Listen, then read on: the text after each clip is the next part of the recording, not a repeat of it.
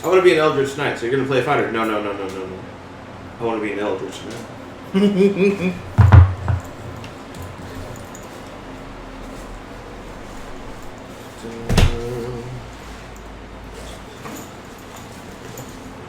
That stays in there. We don't need that book until Thursday. See, I almost want to stream this, but I don't want to spend all the time trying to set up streaming. Nah, don't worry about it. I just need to... Pretty much most of the stream would just be blah, blah, blah, blah, blah. Anyway. It's like fan noise in the background, like, what the hell is that? I'm like, don't worry about it. Where the hell is this? There are surprisingly very few pictures of Hobgoblin Paladins on the internet. I found a Bugbear Paladin picture, but I was like, no, that's just silly. Wait, there was a Bugbear Paladin? Yeah, I'll see if I can find it. It was like a hand-drawn image someone made of this Bugbear in this nice, like, shining Paladin armor.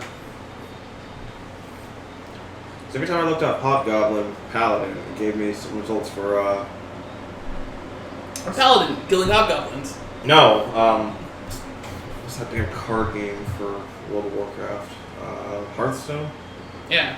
Yeah, apparently there's a card in that called Hobgoblin Paladin. Oh yeah, there actually is. Yeah, I kept finding results for that. It's a weird card. So was the Murloc Paladin deck. There actually is there's a there because you have hero powers to pop out like Murlocs. So normally as a paladin, your hero powers you make a 1/1 knight. Bugbear Paladin. What do you mean? That's kind of badass. Yeah. I was like, it could work because Bugbear. Wait, he's a paladin of Tempest. I read it's a holy symbol. Oh. Interesting. Okay, now that makes even more sense. Tempest, right? The god of war, the one that Wolfgar worships. Yup. Makes perfect sense. Yeah, don't it? I was like, wait a minute. Like, wait, I thought Paladin was to be good. Not in 5e. Yeah, I look. There's actually no alignment restrictions on any of the classes in 5e. Even monk. Monk can have a chaotic monk. It's weird. It's You weird. can have it. Yeah, but it's more weird if like for us mentally just going, wait a minute. Should it be? No, totally. No.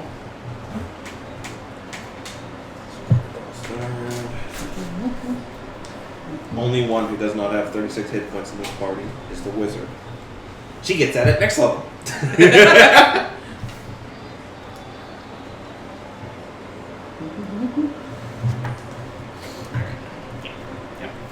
Okay. So the abridged version of Oh, hold on.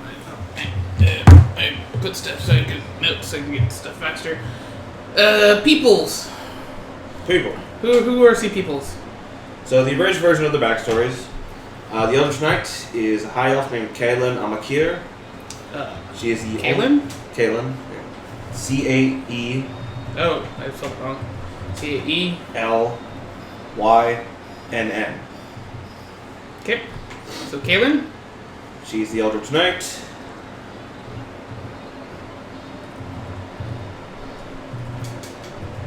The Hobgoblin Paladin is Sir Malgrim. M-A-L-G-R-I-M.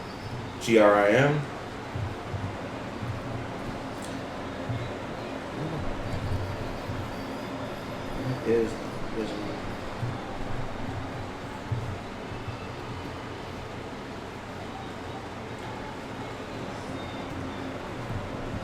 Where's my wizard? Oh, the wizard is a dragonborn, gold dragonborn named Akra, A-K-R-A. Oops, sorry. A-K-R-A, right? Yep. She is of Clan Kimbatul, because I like that because it reminds me of Lord of the Rings.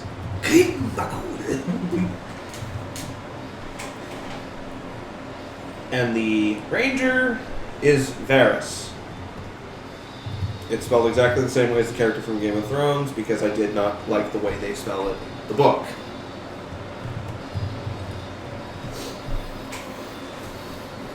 I know it's spelled Varys. Yeah.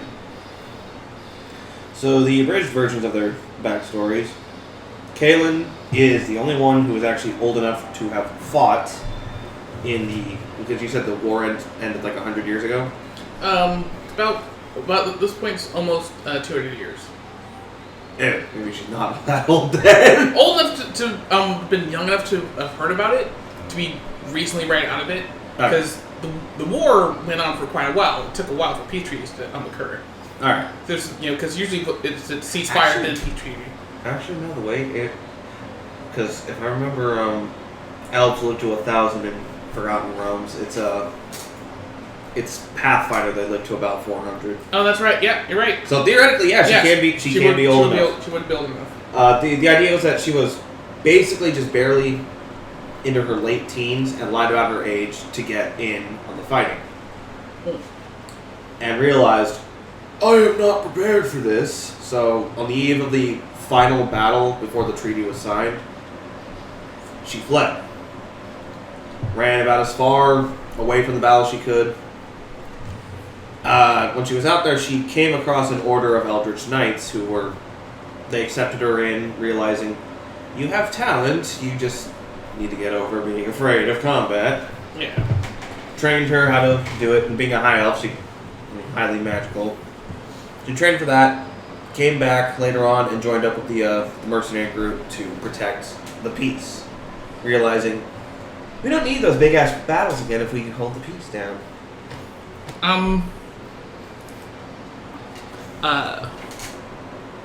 I will give her a trinket. So this is, will be a trinket. So put it down on random items or. I did actually roll trinkets for all of them, but it's an extra trinket. Okay. This is for me. Also, I did roll. I gave her her second background is inheritor. Mm-hmm. I rolled it up. It's a germ. Yeah. So, up to you what to do with that. So trinket. Yes. Is would be the old king insignia for Barafet the Fourth. How do you spell that? Oh, I had it in my notes. Pull it back up. This is what happens when you have notes in different places. Okay.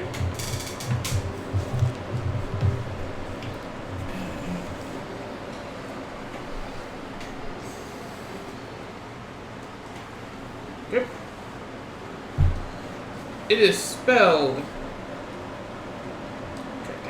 Brapphate. B-R-A... Brafat. Phat. P-H-A-T.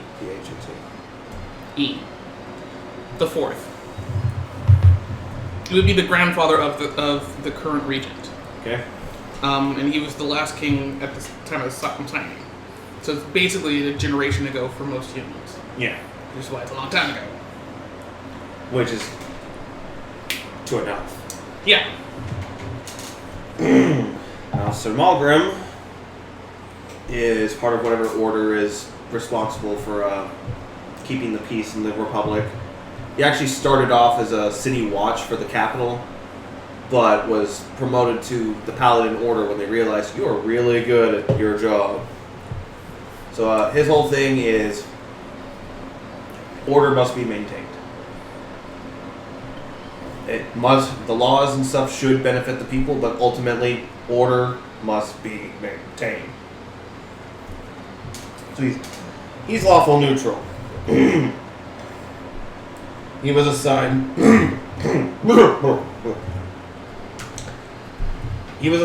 to the mercenary group basically as an envoy for that order. I think that was what you told me to do with him anyways. Yeah. Basically acting as their envoy to make sure that the order is doing what they can to keep the peace and uphold the laws and treaties between the two nations. Yeah. And even though the swamplands are a bit of a no man's land, if something were to happen there, it could spill out into either one of the countries. Yeah. We will bring order to this uncivilized swamp. Yes. Akra is part of a Dragonborn clan from beyond Vavia. She came as a part of an envoy to the country. But she realized, wait, I'm a talented evoker. I can make money and have fun. And joined a mercenary group. What's her trinket, if you don't mind me asking? Hers? Yep. Her trinket. Where are you? An etiquette book with a 4-leaf clover inside it. Change the 4-leaf clover to a shard of unknown metal. She's never been able to get identified. Alright. What is the trinket I gift that he rolled up for? Malgrim's trinket is an alabaster mask.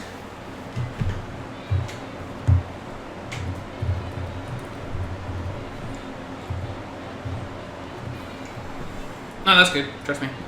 Then Varys is from the woodland elf tribes, who does not like being called a swamp elf, even though they live in the swamp. Them's fighting words here. There's just this one elf somewhere in the swamp. Speaks this ancient gibberish dialect of Elvish. We talk about. Why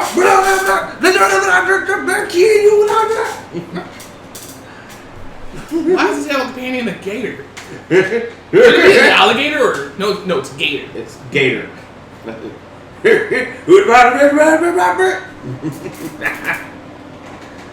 Tells them to open fire with their arrows. Oh my god, I love this. What else? Hillbillies. They're swamp people. Oh God, I gotta change. Nope, I can now. Yeah, I gotta change his thing. He originally his thing was a dice set. No, it's a string instrument. He has a banjo.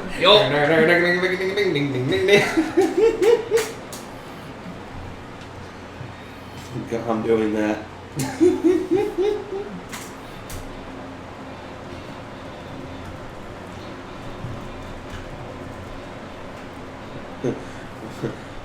Battle faster. I hear banjos.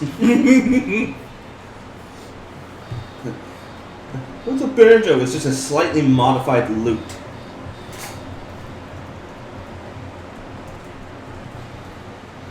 I'm going to give him another trinket. Okay. His current trinket is a red egg. A red egg. Red egg. EGG. Yes. That was actually one of the trinkets. That's what I rolled up for him.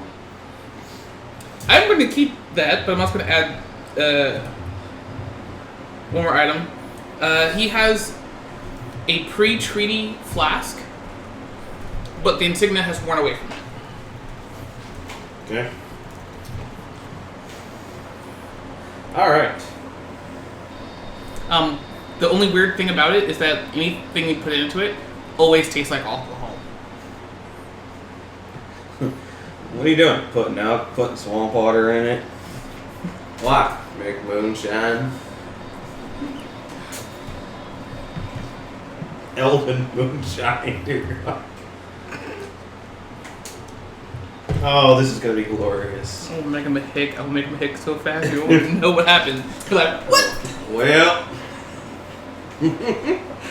that's my great-grandpappy used to say. Get off my lawn! Get off my property! Get off my property! There's just this bugbear in the forest named Fuzzy Lumpkins. At least I still got you, Joe! And Fuzzy came in with the rock.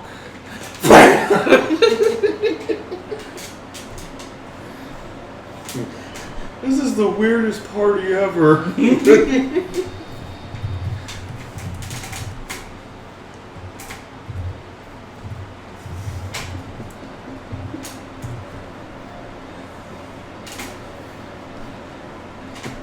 That's why he doesn't speak so often. Charisma of 8. It's not because he's not a nice person or anything. It's that whenever he talks, he sounds like a hick. Just unintelligible gibberish. You know what? I'm doing that. He understands other languages, but he only speaks this weird elven gibberish that only the other elf recognizes.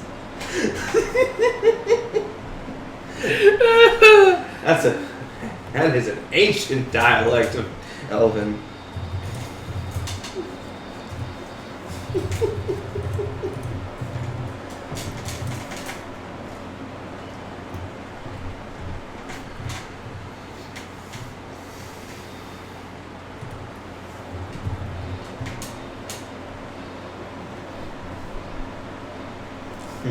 I thought elves were supposed to be graceful, elegant, and sophisticated.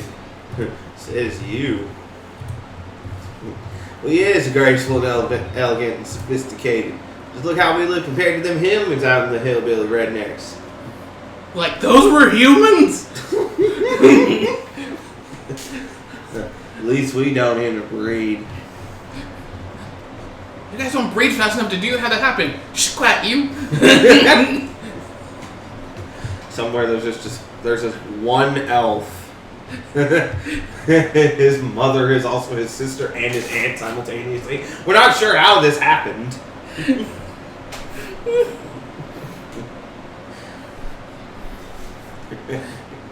That's terrible. Drow came to the swamp once. Yeah, what went to the end of Dark? Oh yeah, it's back the way you came. Well, listen here, Dark. If anybody's gonna be having sex with my sister, there it's gonna be me.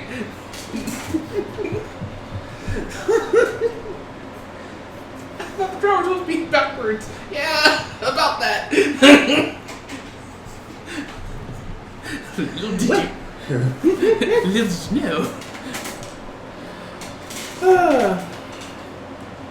The Elven crayfish gumbo.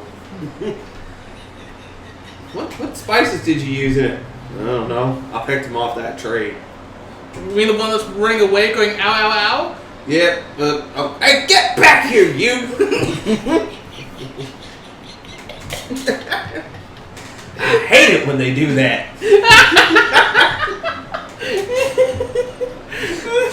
Oh, my side.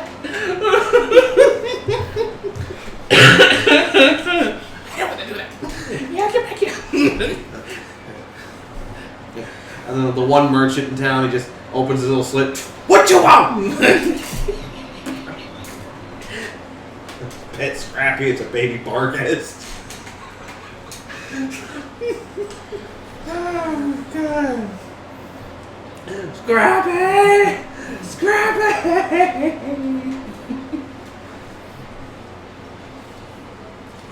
Oh. Okay. Let's get a little serious. Serious. Yeah, right. Slightly more serious. Slightly. At least to the point where we can actually go 5 minutes without bursting into laughter. Yes, we'll try that and see how that works. Yeah, because it worked so well for us before. Yeah. So, a couple things that I've been meaning to let you know of what's happening within the Swamp Town. A name which I'm still working on because names are hard. The major things you will know about is the Order of the Alabaster. They're the paladin order that works with the treaty. And the two big mercenary bands is the band of the Red Hand and the band of the Ebon Hand. Usually using a shield insignia with either a red or black imprint or a flag, whatever. It's just going to signify who you're with.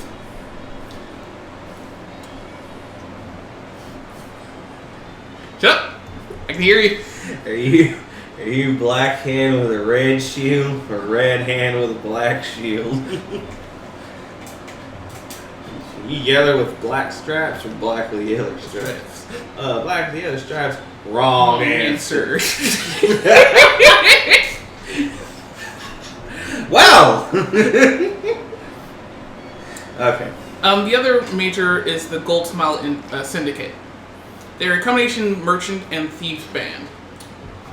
They're the major movers and shakers of most of the money that's flowing in and out of the swamplands. If you want to find something in the swamps, you have to deal with them at one point or another. They're what passes as closely as possible to the government.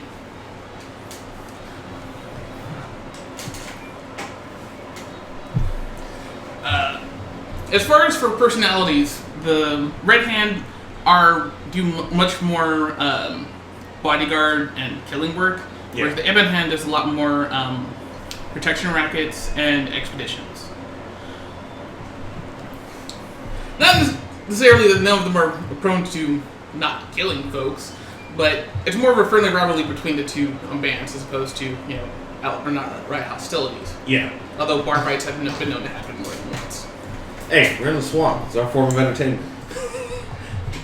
Bar fights, drunken horse races down the bayou, and occasional Murloc attacks.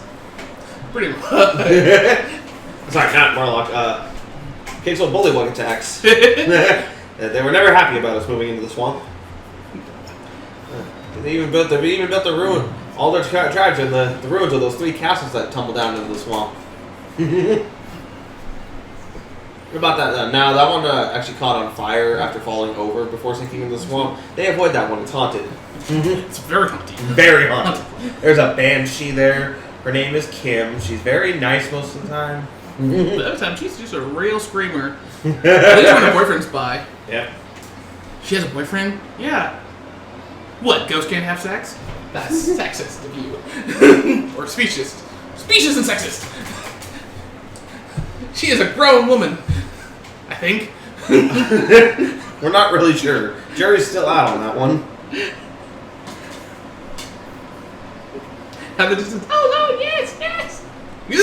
Nope. Oh crap, Casper, my husband's home.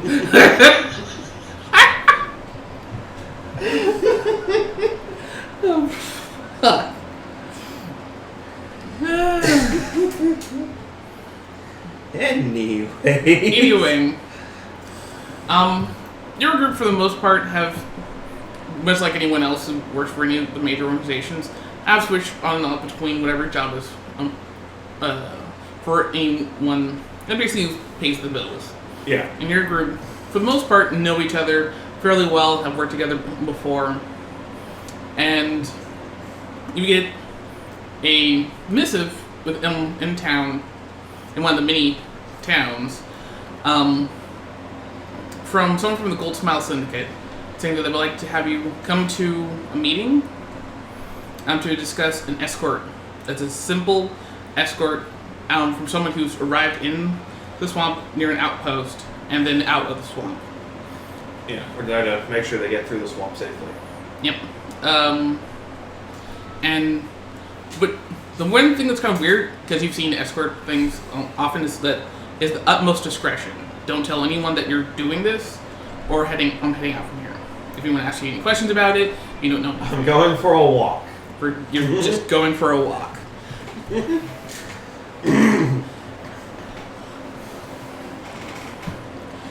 I used to have an in generator, but I don't have it right now, so I'm going to have to go off memory. So, again, I think I got one on one. I like the link to one. Check Donjon. They have a lot of stuff. It's DONJON. Yeah. Ah, there it is. Thank you, Donjon. Same one. Yep. Yep. Yeah, I keep that site bookmarked. Very useful. I used to. It's how I tend to roll up treasure. Or that's how I do in Pathfinder, at least, but 5e doesn't.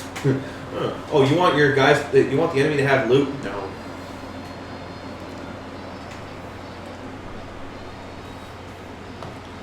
That's one thing that is mildly annoying about how they do loot in 5e. It's, you want loot? Too bad. like this. This is kind of cool. I'll go with it. So you were directed to an inn called the Rampart Chase. It's a combination of wagons and hammocks, and it's an inn in the fact that it's basically permanent. And The wagons had their wheels removed. They're up on blocks. yeah, Only one of them was because the elves stole it. and most of the fencing is a combination of fencing and vines Yeah. to give like a sense of privacy. Yeah.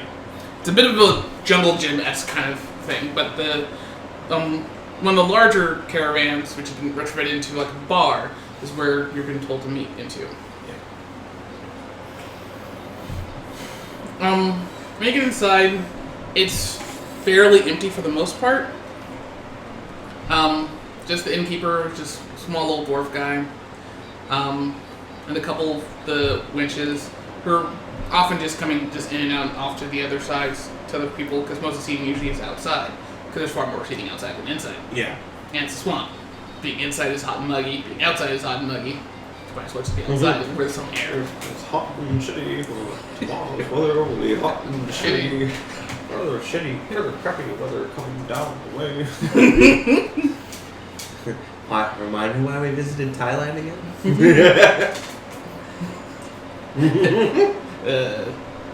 The little girls? Oh, right, the little girls. Say heaven for little girls. I actually had to sit through that movie in high school. I don't remember what it's called. I just remember that song and going, holy shit, that guy's creepy. It's supposed to be an innocent song. It sounds creepy as hell.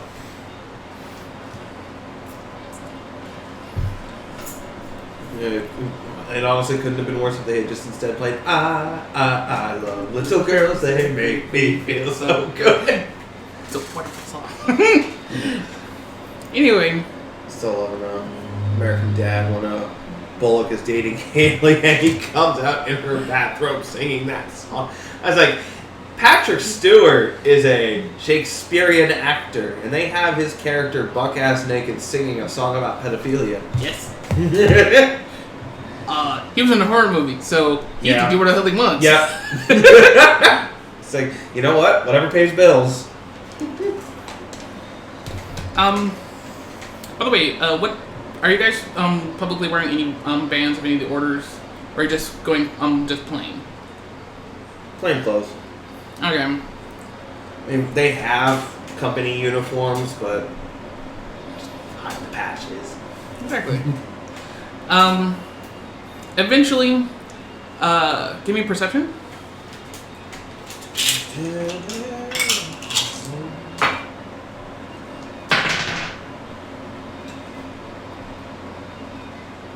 $23. You see a very skittish human, which is not unusual for these parts, come into the bar, kind of looking around for a group until he sees the Dragonborn, because Dragonborn stick out like sore thumbs no matter where they go. She's 6'6" and 300 pounds. She's the biggest person in the group. Looks over and goes, yeah, I think I hired you guys. You. I cannot read your handwriting. Yeah, I just need an escort from here into the UGR.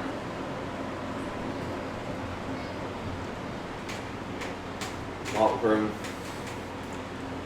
what business do you have in the UGR that requires you to travel through the swamp?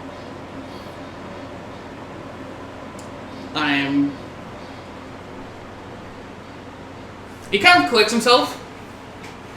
I'm transporting a gift for a friend of mine.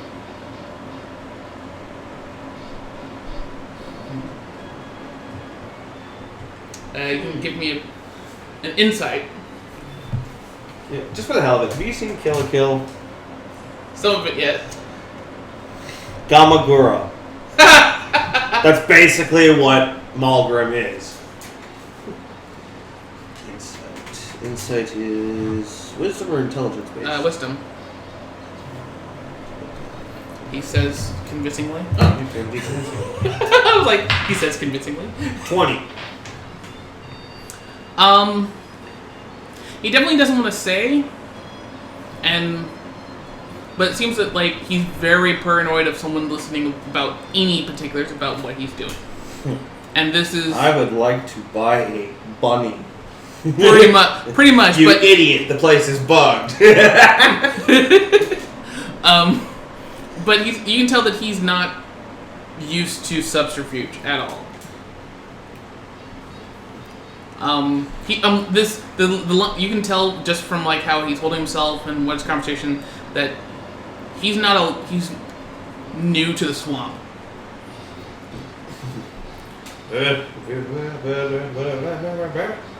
I agree. He doesn't really seem like he's from around here.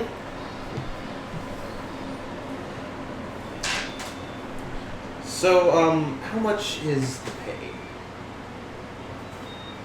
Right, pay. He kind of looks,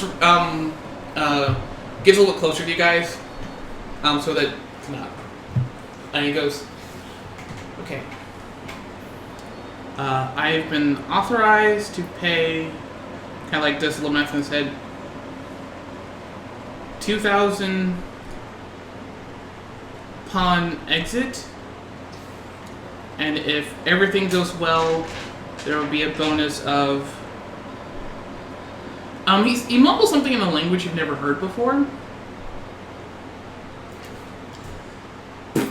Comprehend languages. Basically what he says, I'll give you a subtlety for nature because at this level, because he's not really paying attention. It's just a subtle like. Yeah. Because the staff, one of the things the staff does is comprehend languages. He kind of mutters to himself like, "What does she say that I'm allowed to pay?" And he goes, "Additional 3,000 if everything goes well." Yeah, that's about right. That is a lot of money. You weren't kidding about this big Monty Hall. It's a big Monty Hall, like this. He goes, Monty Hall, and if all continues as it's currently going, it'll also be Monty Python.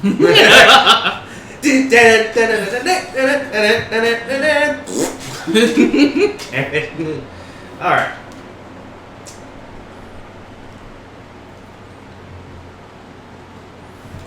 Even for you, for a simple just escort, this sounds like a fuck ton of money. Well, considering we all have about collectively 55 gold remaining. It's a lot of money. It's a lot of money. I can buy so many things with this. Yeah. I can buy a boat. I can buy a mystery box. A boat is a boat, but the mystery box could be anything. It could even be a boat. You know how much we've been talking about one of those. We'll take the box. Aw, didn't get nothing! Oh crap! It's Pandora's box. I'm Hope! I lost 47 sanity. Oh, they're there. 1d4 back. Yay!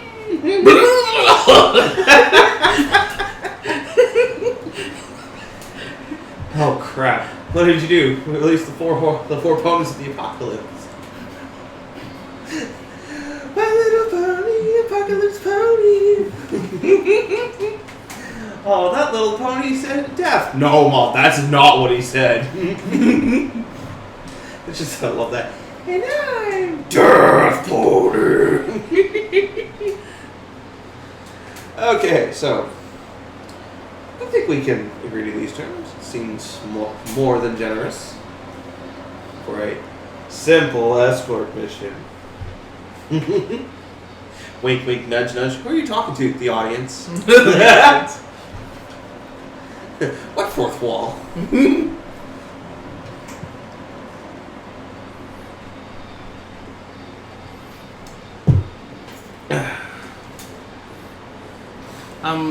He says that his wagon's outside. He can't provide horses, but it should be relatively safe. And when he says that, you notice he says it more to himself than to you. It should be safe, I think. Yes. Alright. Well, we don't have money to buy horses. Because horses are expensive. Yes, they are. I understood that. Well, horses are big, huge animals, like basically a car. Oh, there are these big things around. What? Series of animal handling checks. The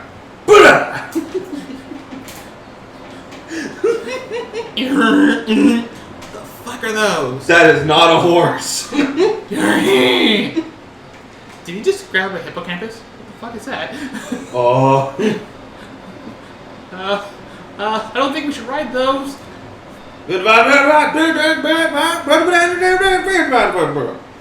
What? He says that they're really good for getting through the water. There's a lot of water in this swamp. Yeah. They kind of take you into the water and don't let you go. No, that's a selkie. I thought that was a kelpie. There's a difference? Oh shit, there's a difference! Oh fuck. That woman liked me. I know I should have trusted those three witches. The one was twilight, and the second was night, and the third was the coming of day.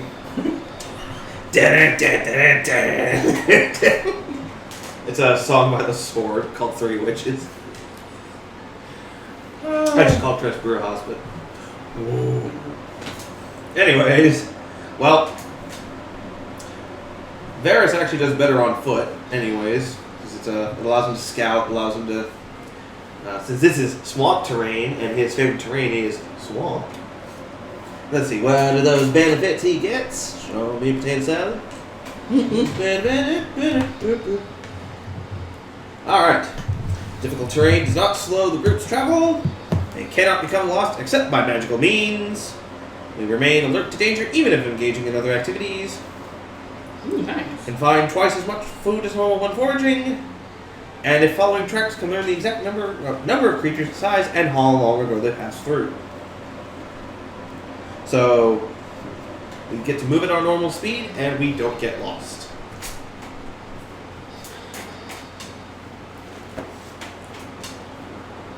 We just gotta follow the trees. Moss grows on the north side of the tree. What? He said this is a swamp. Moss grows on everything that'll hold it. Ew. Please let that not have been what I thought it was that I saw in the picture of. No, something else entirely. You can find a baby one of those and out of the abyss. I actually looked ahead. There is a thing where you can get a baby basilisk. And, yeah.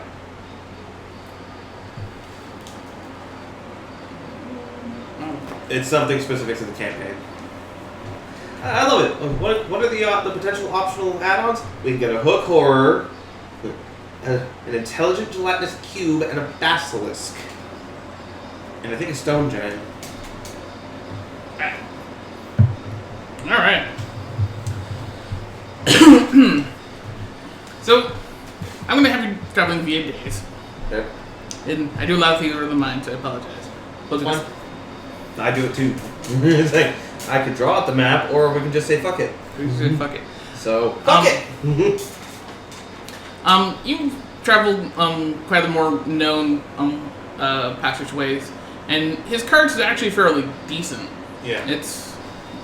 It has to be up to a certain standard to make it through the swamp. Yeah. And even some of the more known roads are mostly just planks that have been put down onto the more messier places. It's dirt trails with occasional wood. Yeah. You don't build permanent roads through a swamp because come next year the road won't be there. Yeah. and he's being pulled by oxen. Particularly 2 oxen. Smart. It's something a lot stronger that can pull whatever. A lot more durable, which is good because of the mud on the trail. We know that for his carriage that he's traveling in is very locked up. Like, sorry, freeze. Mm-hmm. That doesn't help at all. They lied to me. Well, if your fingers are also cold, it's not going to help. Okay. Yeah.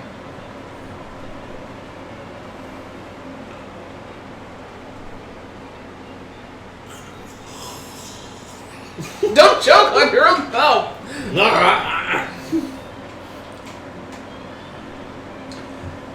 Okay, continue.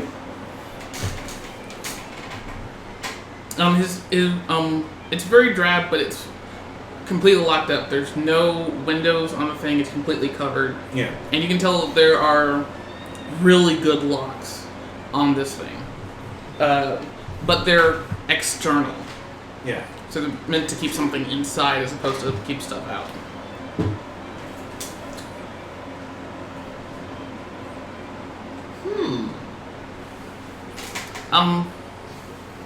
As for the first day of travel, it's slow going but decent going. It's not that hard. And leaving from the outpost you guys were at, the next outpost is about another day away before you get to that one.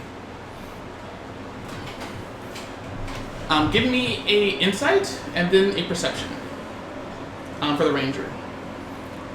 Include his bonus for being a swamp ranger. So he has advantage.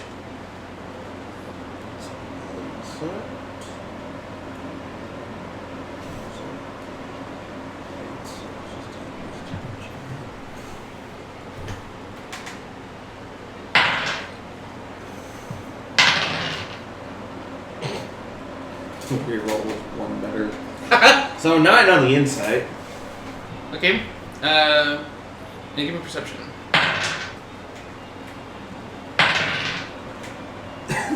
The perception was 1 better. 16 on the perception. Okay, that's good. As you guys are hunkering down for the night,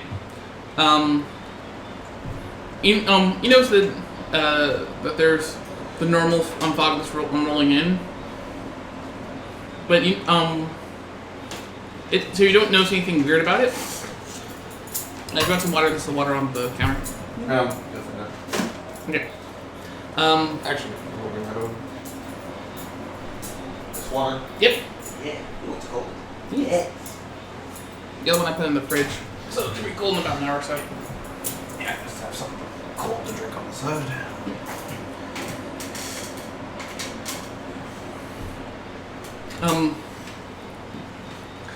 But dare fall over. please don't. No, seriously, for the love of God, my tablet's right there. I just was saved. Yeah. But from your perception, you notice that there is some movement outside of your camp. It's far, but it's really hard to see with the evening fog.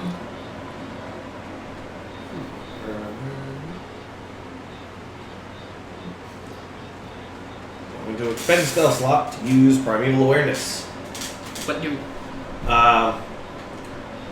Basically tells me within 1 mile or 6 miles within a favored terrain if there's anything that is not humanoid, beast, or monstrosity. anything that is not. Basically, Yes. The specifics. Okay. I got it. Lets me know if there are aberrations, celestials, dragons, fae, fiends, and undead within 1 mile or 6 miles. It doesn't give me their exact location or number, it just tells me if they're present. Ah, okay. That is actually very important.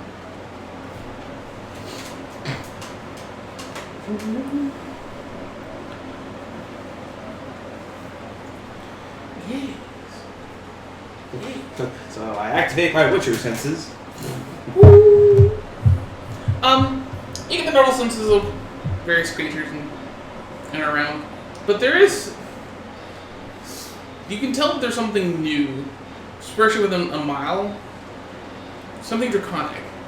But not quite draconic. Your senses are not quite... It's not quite processing the same like a dragon. It's almost like a dragon, but not quite. And there are other unusual creatures that, within a mile that you can sense. Because it's a swamp. Yeah. But that's new.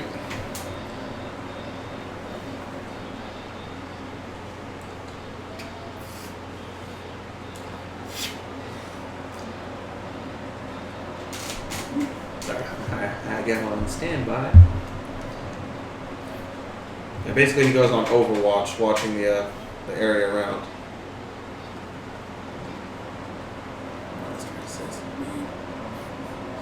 Is it must resist me? I go on Overwatch. Hanzo.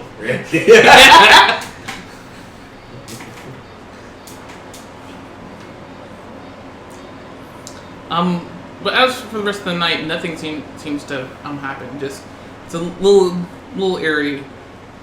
The movement after about 4 hours seems to stop, but nothing seems to come after your caravan. At least nothing within the light. All right.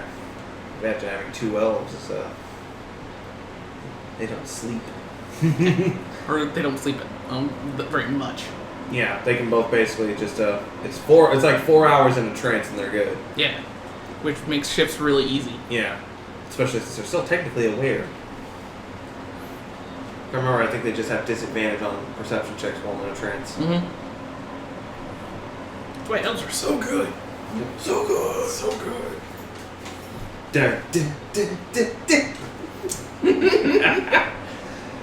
All right. When you get up in the morning, the fog has not lifted at all. In fact, it is exceedingly thick. Give me an insight. 22. This fog is unnaturally thick.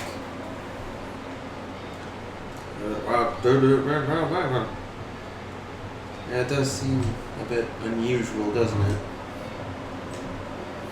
You can still, in general, tell where you were going, but visibility is about 10 feet. Yeah. But it's also very quiet. More unusual. Because swamps are not quiet places. I've been to Georgia. Yes. I know how swamps are. They're loud. They're loud as hell. Things will get quiet when things have gone. Yep.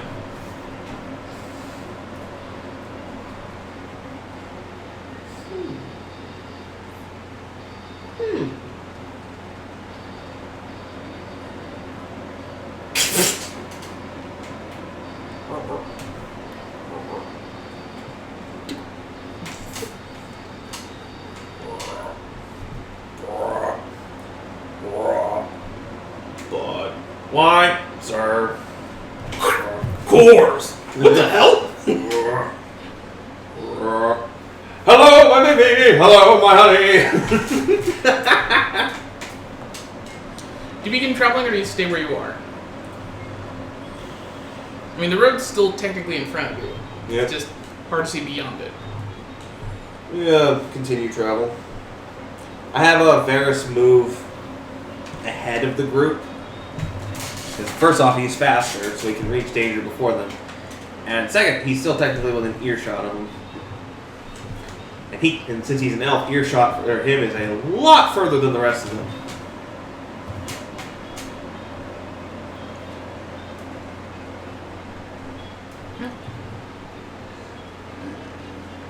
I should have given the wizard a familiar.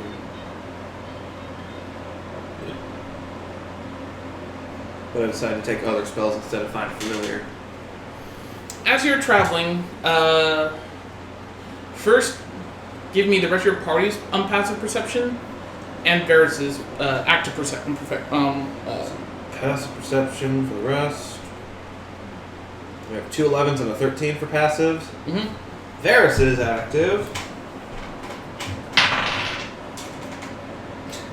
So this is passive. 15. I rolled a 10. Okie dokie. Once again, you've been traveling for about an hour and it's quiet. But then you start hearing croaking.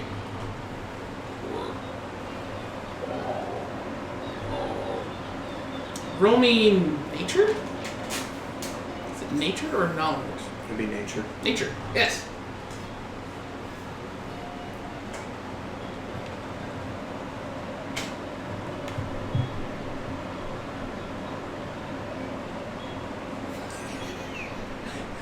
Why does my ranger not have nature? I don't know. This is stupid. You can roll me nature, and I'll give you an advantage, though. Not your profession bonus, but advantage because of being a swamp.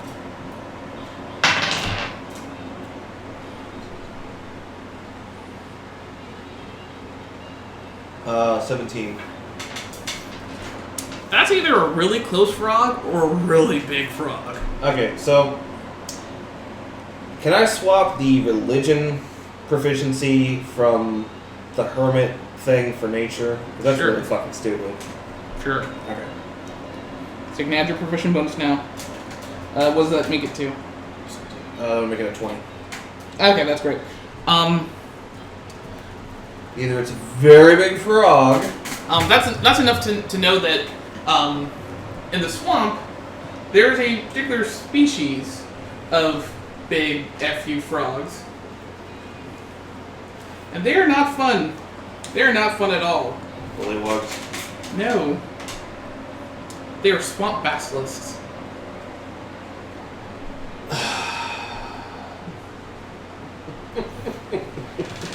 I taught Bassett.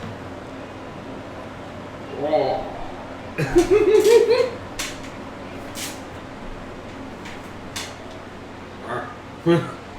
Row. Sneak on back. What? Oh, what? Swamp basilisk. Roll. Actually, I can do this myself. Yes. Actually, I'll do this. Yes. Roll. That is perfect. All right. And party wipe in the first encounter. Ah!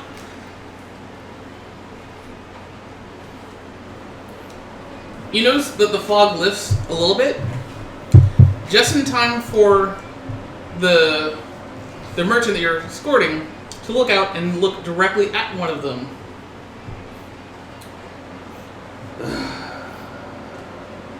What the?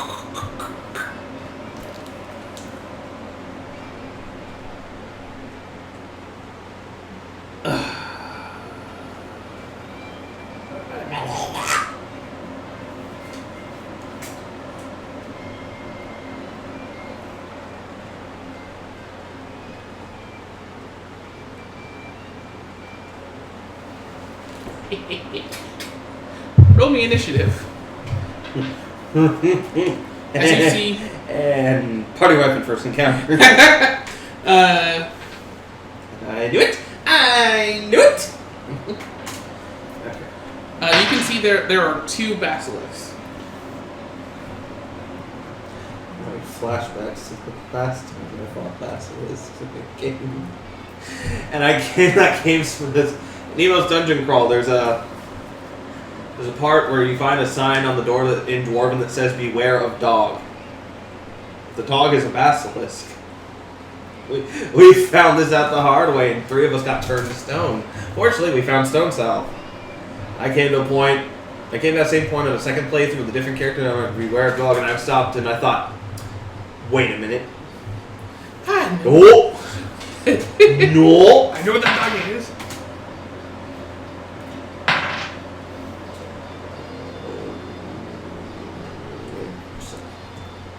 Boo hiss, boo hiss, boo hiss, boo hiss, boo hiss. Don't worry, they're just a CR3.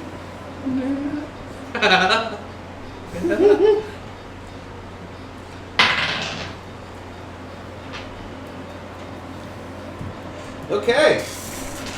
Okay, Kaelin. 9. Sir Malgrim. 10. Akra. 14. Cool. Varix. 17. Alright. For Sir Malgrim, what is his dexterity? A 0. Oh, okay. Yeah. So Yeah. he goes before the basilisk. And one who's last is Kate. Alright.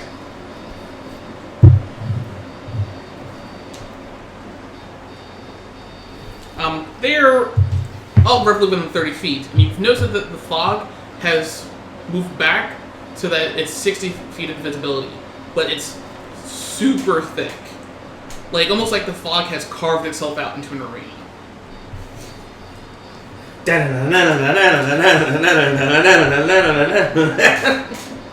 Man. Okay, so.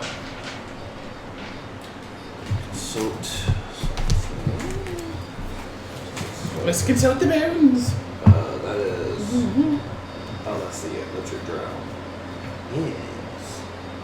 I need to check one of his spells real quick. Go for it. I have to pee real quick.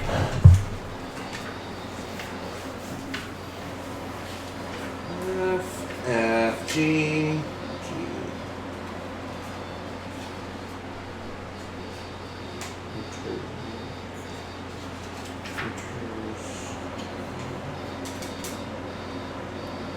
It's a bonus action.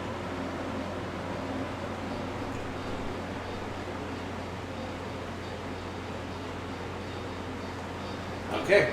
Excellent.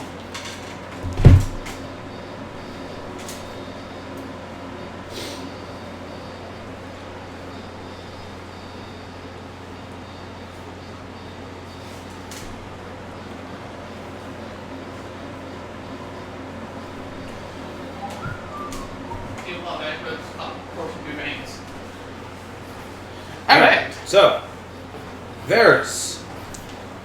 Use my bonus action to cast Hunter's Mark. Mark one of the basilisks. Basically, my attacks against it give an extra d6. Nice. And when it dies, I can switch it to another target. Nice. So, and then attack! I shoot at it with my bow.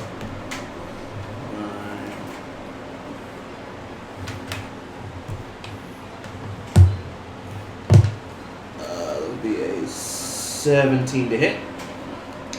Oh, that hits.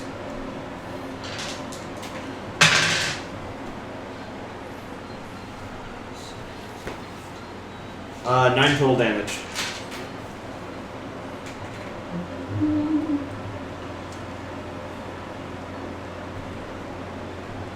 Great. So that would be Akra. Yes, the spellcaster.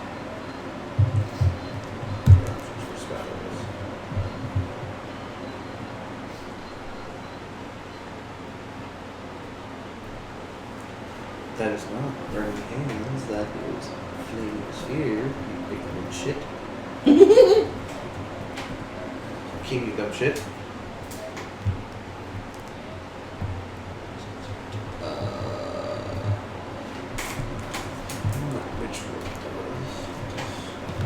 Which bolt? I know what it does, it's the...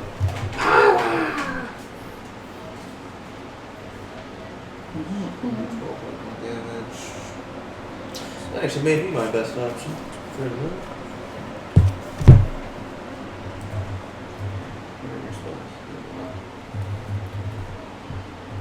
But she doesn't have it prepared, so it's irrelevant. So...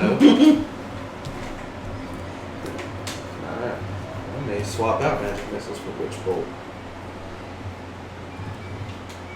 That's okay, the other one has it. Framing Spear, Framing Spear.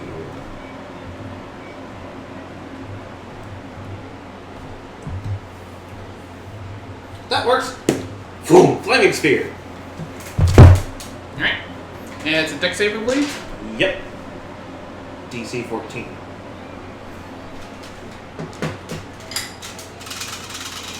Nope. It failed. Yep. Hitting number 1 or number 2? Number 2. Okay. Takes 9 fire damage.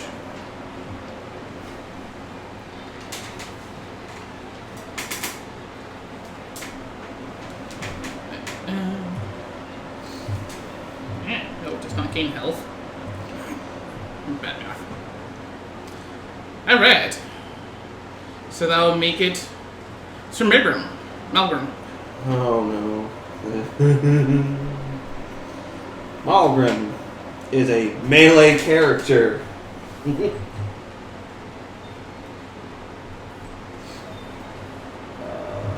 can easily move up to it and hit it. Yep. So, moving up.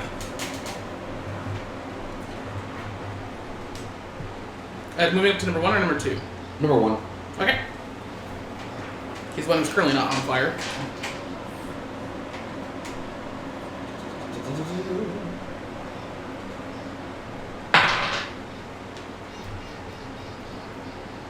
Uh, 14 to hit. That'll miss. Bounces off its hide. Oh. Ooh! Okay. And that will make it their turn.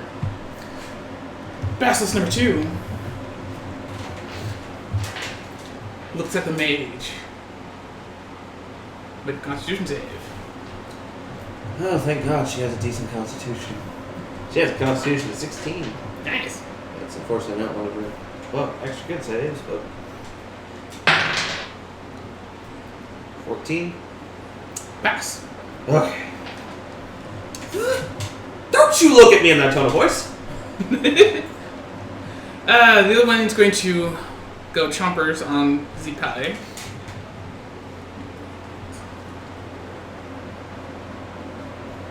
Okay, I can take it. 25. To hit. Yep. That's an easy hit. Oi. Oi. Okay. You're right.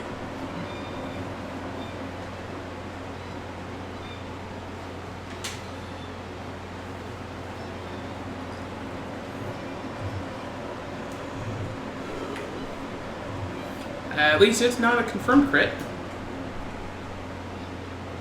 He takes a whopping 21 points of damage.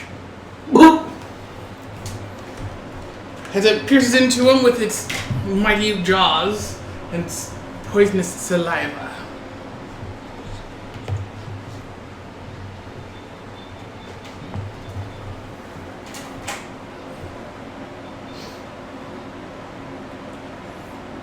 Okay. Keep that up so I can use the calculator.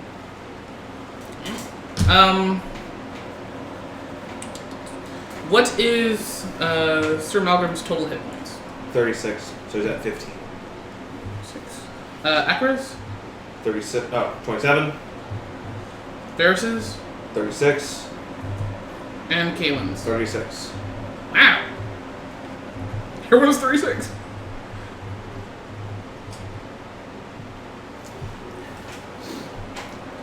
Basilisk hurt! Yes, they do! I jump. I was like, oh! It's 2d6 plus 2d6. Interesting question for Kaylin. Yes. If maintaining Witch Bolt, can she still attack? As long as with the melee. Okay. So, go to 5, 10, 15, 20 towards Malgrim. Mm-hmm. And Witch Bolt! Is a save? Wait, no! There's no save. Wait, there's an action bond. I can just move up. I can move up all the way and use the action surge to attack and then Witch Bolt. Yes. So, attack. And moving up to number Since 1. she doesn't have war casting yet, I'm just going to two-hand her longsword. Boom! Yes. So, and action surge. Check out an HP. I believe it's a D. I know it's a D12 damage, but I don't remember if it's a save or not.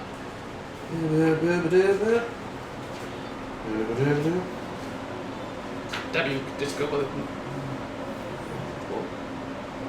Range spell attack.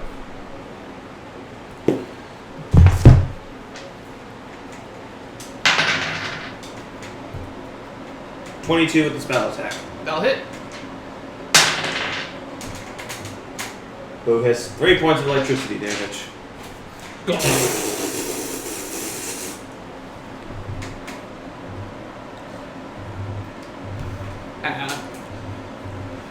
It is singed and taking on going damage. Yep. Die! Power! I'm eventually giving her, actually her first speed is war casting, so I can cast spells even while holding both swords. Yeet. Yeet. So, Top of the round, be Varys. Murder's Mark, which I believe is on number 2, and that's the one that was most wounded. it was on number 1. Ah, whoopsie. And I need to change that to this, and I need to add this back on. 16 to hit. That'll hit. Now, Colossus Slayer comes into play. Do an extra D8 if they're below maximum hit points. Nice. So, 7, 12, 13, 15, and then 18 damage. Oh.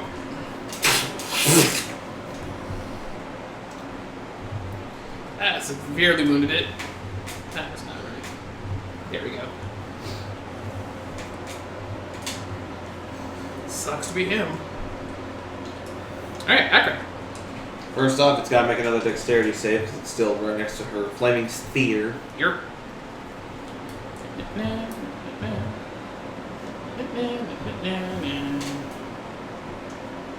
No. 6 fire damage. A page.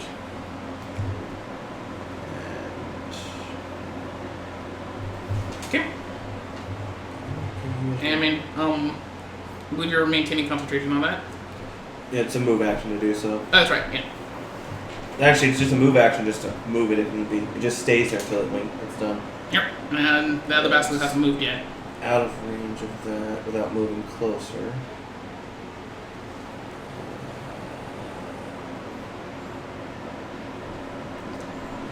Fucking magic missiles! On the same one? Yep. Alright. Roll my damage. Because it just hits. Leave it first level, it's just 2d4. Check. It's 3d4. Sure? I think so. Magic missiles. Magic missiles. 3 darts, yes. Uno. 7, 8, 11 damage from magic missile. Nice. Also on number 2, right? Yep. Okay. 1 damage equals to... They're wounded. Magic missile's a lot better in this game. Yep, got it. Alright, Sir Malgrim. You just got honking out of you. Oh, also, because I need to do something else as well. Yeah, don't mind me. Yeah. Ah! That actually works. Yes, yes. I could potentially do a shit ton of damage to it if I hit it.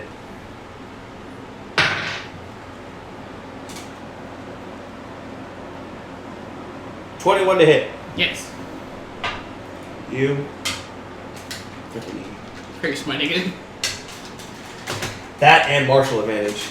That's right. So, Could you have an ally? something to 5 healing. So, 5, 6, 8, 10, 12, 13, 14, 15, 16, 17, 18, 19, 20, 21.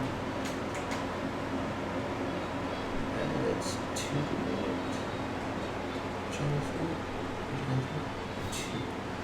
21 physical and 5, 6 radiant damage.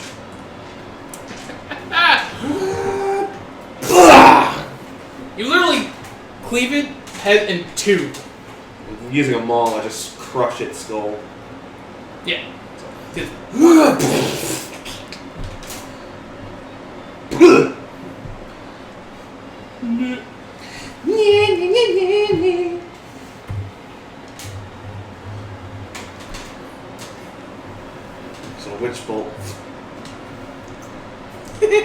Well, what I if tried. I'm here to help. Ha! I just need you to stand next to me. For what? I get extra damage when I'm right next to you. Whoop. Thank you. Ding! Thank you. Ring the bell, win a prize! Oh, no, you totally helped. Oh, I didn't. No, you're right, you didn't. I tried.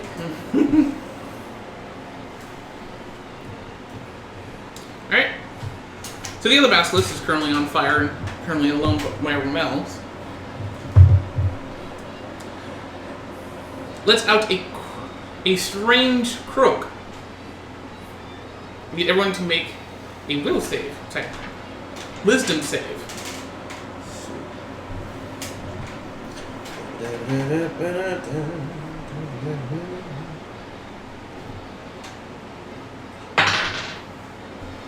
Okay.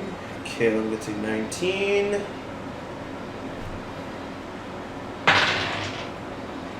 Malcolm gets a 10. Akra gets a 19.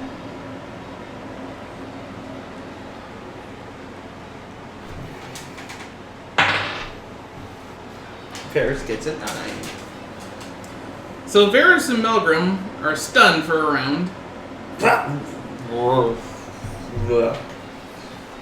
As Varys forgets that sometimes the basilisk can do these, at least the frog types, can do a croak to try to destroy their enemies. Unfortunately, the two mages are like, Fuck you!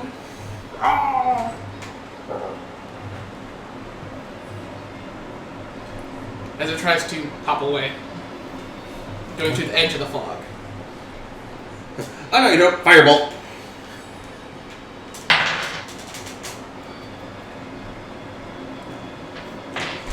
Kalen misses.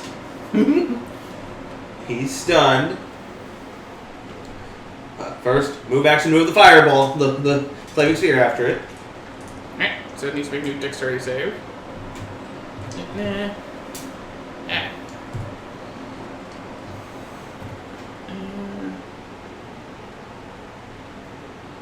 Hey, it makes it save! Okay, so it takes half damage, I believe. Yep. 10, so 5 fire damage. Ow. And if I prepared a spell in a first level slot, can I still expend a second level to cast the higher version? From how the mechanics are awarded, you have to prepare it at a higher level. What's your second level preferred spell?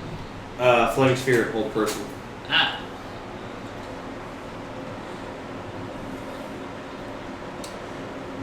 You know what? Give me an intelligence. Arcana check, basically. Yep.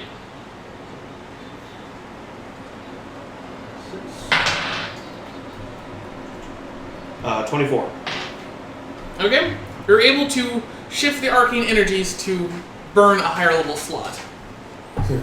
Magic missile! I get an extra d4. Oh, the bullets! 2, 5, 9, 11, 12, 13, 14, 15 force damage. You deaded.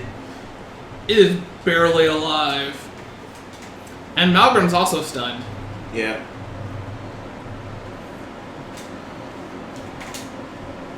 Ever used its croak, so I can't use it again. It retreats into the fog. Oh. Well, I still got XP for it. Yep.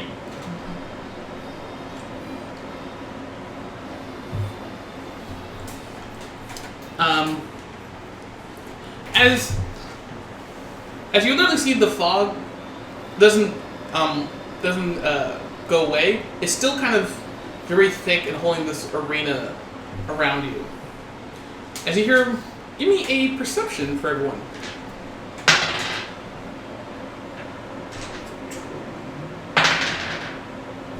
No.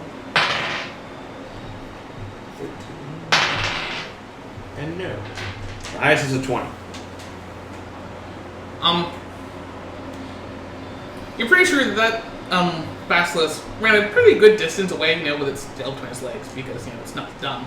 Yeah. Whatever prey was trying to eat, just kick the shit out of it. Yep. You hear as something ate it. Not too far off. You also notice, because it's fairly obvious, that the merchant, he's super dead. He's stone. He's stone. He's stone. Because there's the chance to break out of it, and no. He is stone. It's basically we would have to find a way to reverse it. Yep, a restoration spell. Which, if you get to normal civilization or to some of the more well-known outposts, you might be able to pay for it. Yeah. Well, what do we do with him? He's got our money. Literally, everything about him is encased in stone, including his purse. However, the reins were not in his hands, so you can direct the carriage. Okay. Well, we continue on then, I guess. We take a moment to rest, prepare spells and whatnot. You can do a short rest, so you can spend HP hit dice. So your number of hit dice equal to your level, and roll that to heal up if you need to heal. And the one who has to do it is Malcolm. So 6, 13, so kill 13. So 27 out of 36. And I guess I would spend a cure wounds to. Actually, no, 27 could work for that. Yeah. Actually, I forgot one other thing he can do is 6.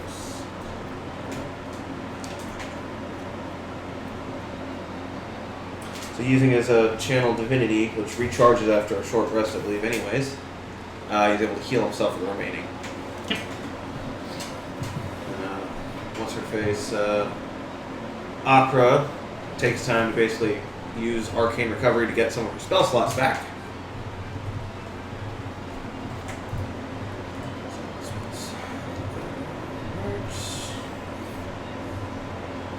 As you begin progressing, you notice that the fog is staying in that 60-foot radius around you. So, spell slots back. Yeah. Okay. So, still around us, but not rolling in. No, almost like it's forced out. That's suspicious. I don't know what's causing it. Actually, have the wizard roll me on Arcana.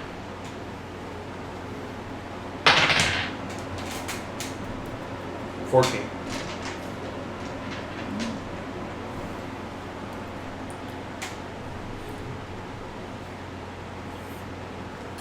You're pretty sure that the fog, it's very much unnatural because it's supernaturally thick, should be able to see something come outside of it. Yeah. But what's pushing it out is something close to you. What are the contents of the wagon are, probably. Also, there's something off about that because you didn't hear anything inside the cart activate or anything like that. And the merchant didn't seem to have anything, and even if so, if he did activate something, it should have turned off by now when he turned his stuff. Yeah.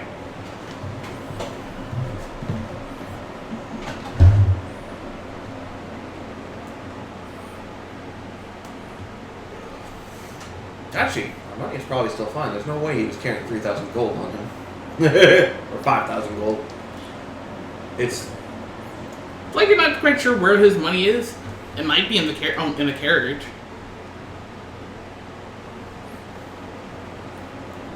look for a key on him.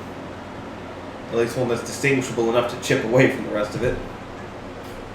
Hello. Hi guys, Hey. how you doing? I'm good. You have a good nap? Nah, I ain't bothered. Just a spoonful of sugar helps the Baileys go down. The Baileys go down. The Baileys. 6 hours later. 6 hours later. Just a spoonful of sugar. The Baileys go down. Like, where do you know? It actually didn't work. It did work. Alright. Um, Sailing on. As you decide to take a look, a little bit closer on and see if you might have a key on it. You notice he doesn't, and a little closer inspection on some of the locks. They don't look like locks. Like from far away, clearly, you know, lock mechanism. But up closer, they're kind of fake. But they're working just like locks.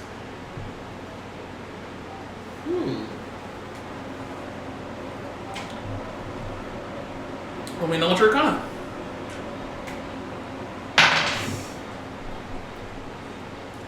$19. Fairly simple. It's a magic lock. Oh. A very weak glamour to make it look like actual locks. So if someone were to try to pick it, they would be to fail. Yeah. You need a mage thief to basically unpick these things.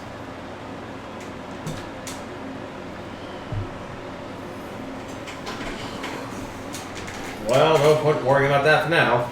Yeah. However, while inspecting it, you do hear a little bit of movement coming from inside the caravan.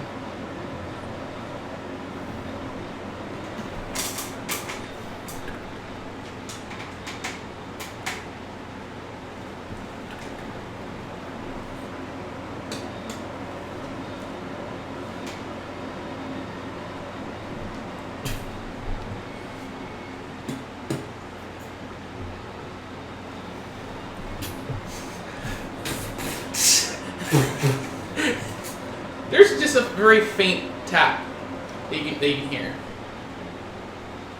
Hello?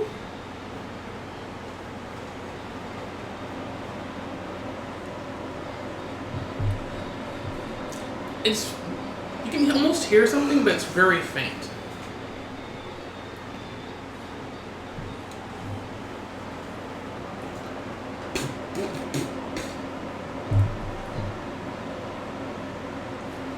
That goes quiet.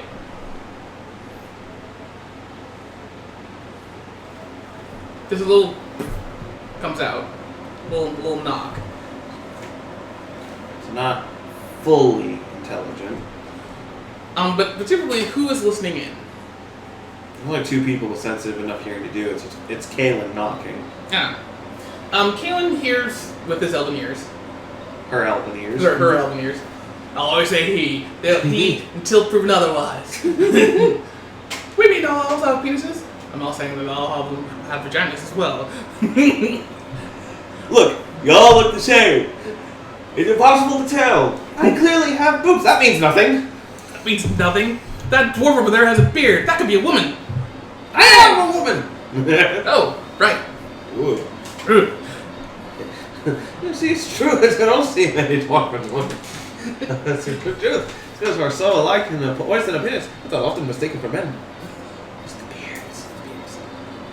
And this has leads them to the belief that there are no dwarf women. And that we just spring up out of holes in the ground. But Kaelin hears once again that weird language that the merchant was speaking. It's very faint, but it's again something he's never heard before.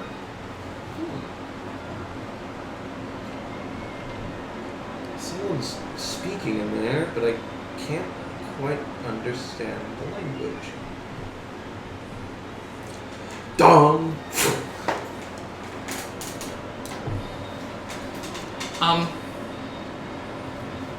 The comprehend languages, it's a very faint. Are we there yet? Hello?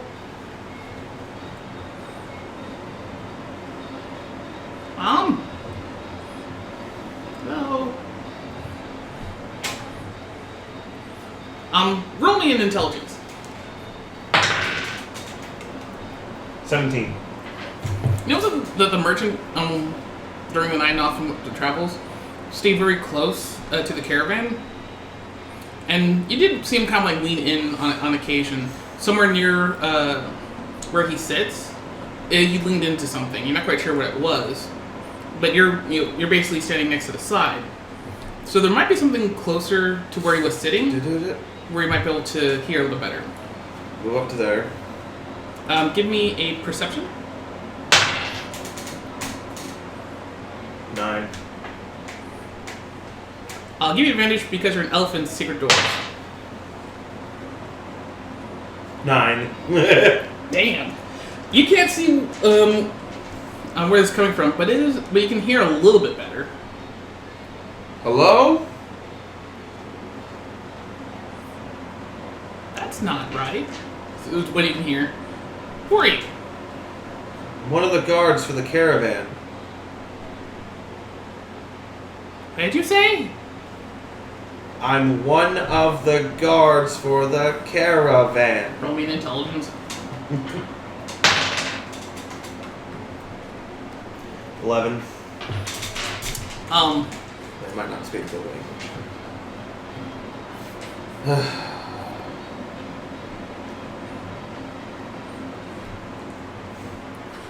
For you hear him call a name. You realize it's the merchant's name. It's like, are you there? Are we there yet?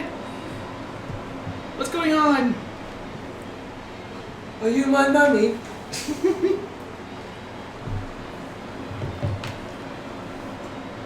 Unfortunately, nobody has tongues. Are you gonna let someone else try them to see if they can find the hidden compartment? No. Really? No. Are you serious? It's full of 4 3 times in a row. Bullshit. 20. There we go. What about it? The ranger eventually noticed that underneath one of the cushions is kind of hard because the statue is basically sitting on it. There's a wooden. Yeah. It's a little side panel that's underneath the seat that opens up. It is very dark in there, but you can clearly tell that there's now a speaking hole. Dark vision. They're seeing as Stu is staring back at you, who kind of blinks and then goes ah as it scoots away.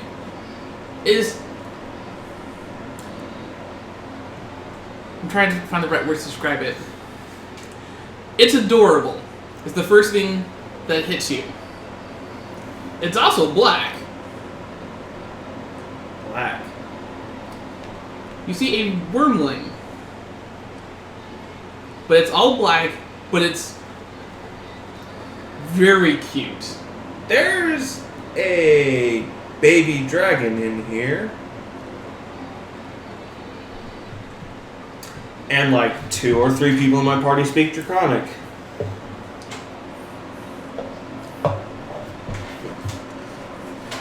Roll me, for those who know Draconic, in intelligence, the Dragonborn has advantage.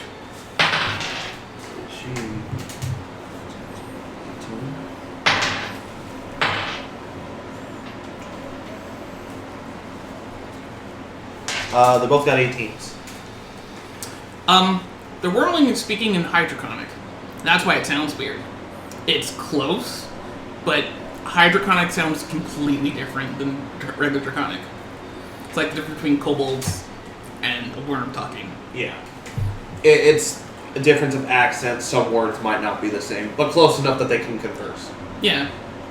Like, kind of like how bugbears and humans could converse in common. Yeah.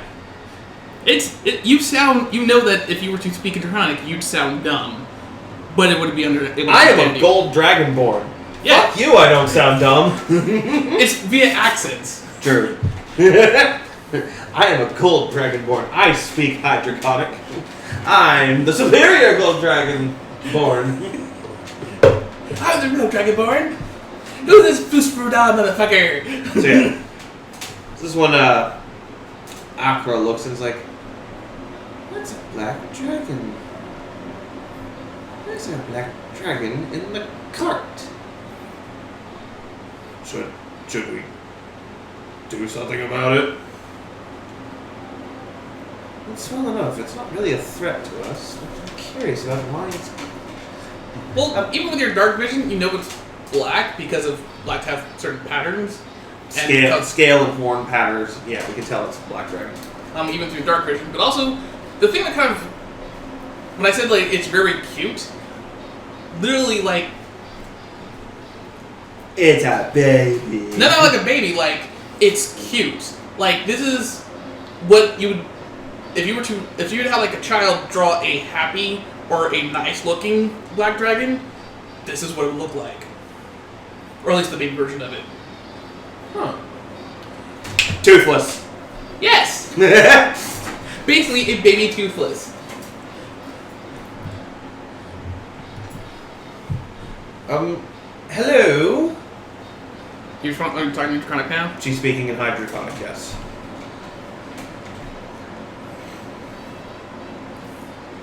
You know, I'm gonna give him a generic name, so fuck it. What happened to Steve? Who are you? I am Akra of Clan Kimbatul. I am afraid, Steve, we had an encounter with some basilisks. Basilisk! And you hear kind of squeaking and kind of scurry It's around. alright, the basilisks have been dealt with, but I'm afraid Steve has been petrified. Okay. Can you take me to Mom? That's what I need to get to. I believe that is in fact where we are going. You see, we are the gods he paid to protect the wagon. Oh, okay. And it kind of like you can tell it's a little uneasy by that because it's not entirely sure. Well, the face looking in the window looks like a dragon face. And it's also a gold dragon face. True. It's like, oh, okay. You know the way, right? I believe so. Were we given an actual itinerary of where we were going through the swamp? Basically, the itinerary was to get to one of the last outposts. It's an actual legitimate trading outpost, just in the outskirts into the UGR. Okay. So basically, just keep following this trail. Eventually, we'll hit it. Yeah, the itinerary was essentially to hit 2 more outposts, and then there's another long trek that goes through some mangroves into the UGR. Okay. And just outside of that, which goes into some plains, is another legitimate trading outpost within the UGR. Okay. Now, I say, why are you locked within this wagon? It's to keep me safe. Well, I do believe we can keep you safe. There's no reason for you to be cooped up in here. You know, there is a really good reason. Mom said that someone's after me. What? You said that someone's after him. Can she tell if it's a him or a her? It's referring to itself as him. Yeah, so, male. He said that someone is after him, which is why he's locked inside for his protection. And of course, the merchant never bothered to mention this to us. We're gonna have a talk with him when if we get him unstoned. He's a little high right now. A little stoned at the moment. I'm a little high right now. Are you stoned? Yeah. Just a little. Oh, I'm so high right now. I have no idea what's going on. Tally sounds a lot like the Priest at Death guy. Yeah, I'm catching out the candy. Can I ask your guys' name? She introduces the party. I haven't picked a name yet. Mom says I'm supposed to pick one when I see her.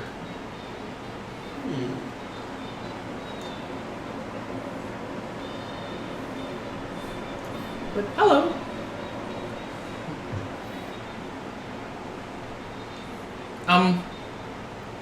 Give me an intelligence for the Dragonborn. Burn. 20. From how it's talking, wormlings are usually very intelligent. Yeah. This one's probably less than a couple months old. Yeah. Like, this thing hasn't even hit a year. Look at the little baby. Basically. It's as close to a baby as you can get. Yeah. But even for dragon babies, they still can A talk. dragon hatchling is still like the size of a cat, so this one's obviously bigger than that. Yeah, it's about the size of, like, a large dog. Okay. Well, medium-sized dog, actually. Alright. It's not quite a yearling yet. Well, we assure it we're going to get it to the destination safely. Now, I don't see food in there. Was he feeding you? No, I'm eating. I have this, and you see that it has a bowl, that seems to be filled with some sort of substance. Huh. Interesting. You can have a taste if you want. I don't think the non-scalies will like it. Opera takes a taste. Steve didn't of like it. Opera takes a taste of it. Have you ever had an ostrich egg before? Nope. Ostrich egg is basically a very rich, very large egg. This tastes like basically very rich custard from like ostrich egg, so it's mostly yolk. It's very good, but man, you know that this tastes nothing like humans eat, or Yeah. any normal humanoids eat. Yep. Even for you, this is a little off. Yeah, because not full-blooded dragon. Not even half dragon. Dragonborn. You can basically stomach this, but this is super rich for anyone else. Like, this is for anyone else, this would be their limit. Unless they're a goblin, in which case. We can eat anything. I mean, like this bowl of screws. Yay, screws! I need that in my diet. It's an iron supplement. The rust adds flavor. Alright, so after this, we get back on the road. We secure Steve in a way so that he won't fall off or get chipped. You notice that while jingling, because I'm assuming that someone's going to be in the cart, basically, the carriage, basically directing it. Only one who doesn't have proficiency is Malgrim. So Yeah. Kaylin takes since she's Akra takes the reins because she can still cast spells. Akra basically learns that the wormling is very curious, and kind of like a little kid, like a mentality of like a very child. literate 2-year-old. He's kind of like, see, I have this thing and I have this thing. You can pretty much tell that there might be like little Like Iris if she could talk better. Yeah. That there's probably small bits of treasure in there, enough for like a wormling to be okay The with. start of a horde. Yeah, and it's very friendly enough to like show you the stuff that it has in there that it's really happy to share with, and it talks a lot. She's See, Akra, she's lawful good, but she's also kind of haughty because she believes herself to be above others. This is still a dragon. It may be a black dragon, but it is still a dragon. And Dragonborn are taught that dragons are above them. So, she is friendly and cordial towards it. Shows genuine interest in it because it's a dragon. Give me a charisma.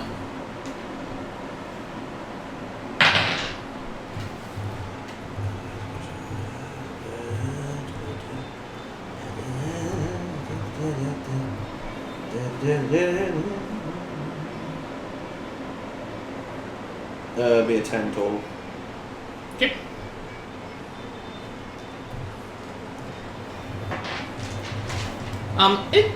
It likes you. Both because it's someone who actually has skeletons I'm able to talk to. Yep. Probably the most normal looking to him. I'm probably the most normal looking one in the party. The rest, there are two weird, skinny people with pointy ears and a big, ugly dude. What do you call it ugly?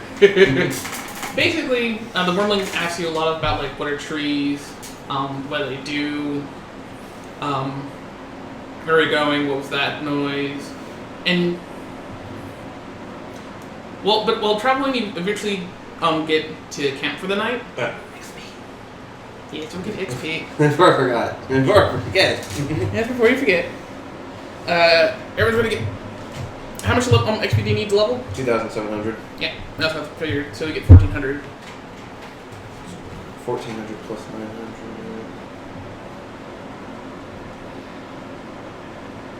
So you, another encounter will get you to level. Yep. Yeah.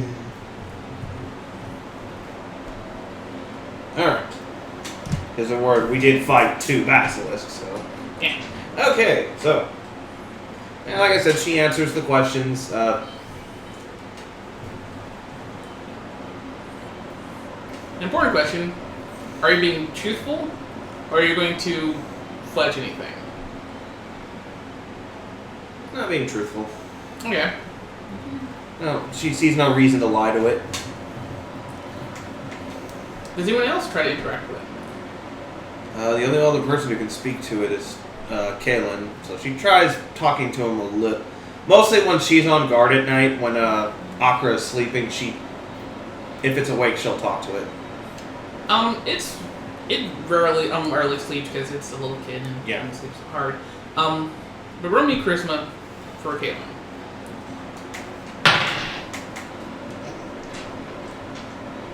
Three. 3. Doesn't like her nearly as much. No. Not enough to be offended, but just It's completely different. yeah. Because Caitlin doesn't understand what a dragon is fully like. She knows Draconic because a lot of spells are written in Draconic. Yeah. But you notice that as you camp that once again that little fog barrier is still up. But roll me an insight for Varys.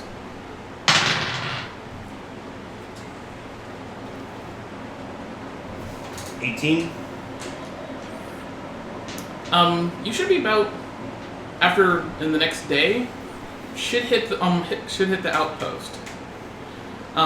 It's a fairly medium-sized outpost. We'll probably have an inn and a couple merchants. But it's still been very quiet.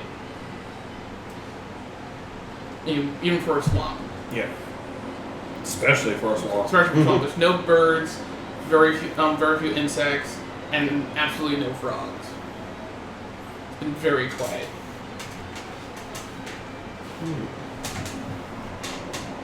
The next morning, There's something floating in the water. you. Yeah, it looks like there's like a film forming on the bottom. Yeah, that sucks. Just wash it out.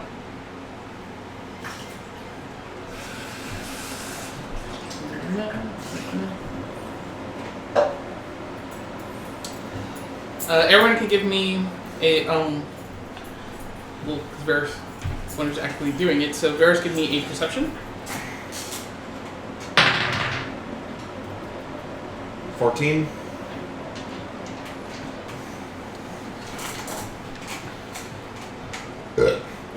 And does Varys stay just ahead, or does he try to check all around, like him?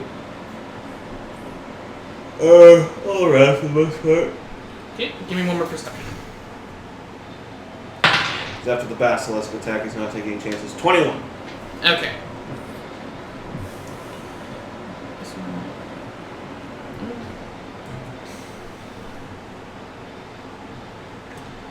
Alright, yeah. You notice that there have been behind you, a good distance away, because you're basically into the thick of the fog when you scout this out, very large footprints. Like if this were a gator, this is a fucking huge big gator.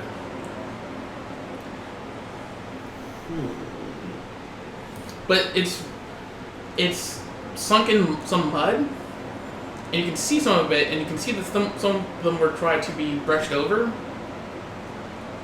But whatever this thing is, it's very large.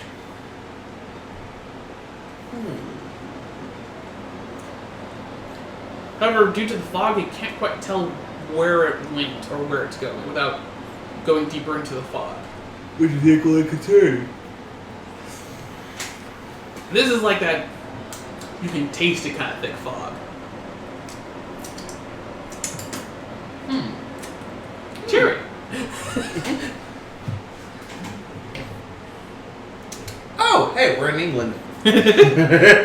A distinctive Britain split pea soup fog. But while traveling about midday, you do reach the outpost. The outpost is fairly quiet when you get there. Oh, it's in the middle of a swamp. It's in the middle of a swamp, but there isn't anyone wandering around. In fact, give me another perception. You need everyone.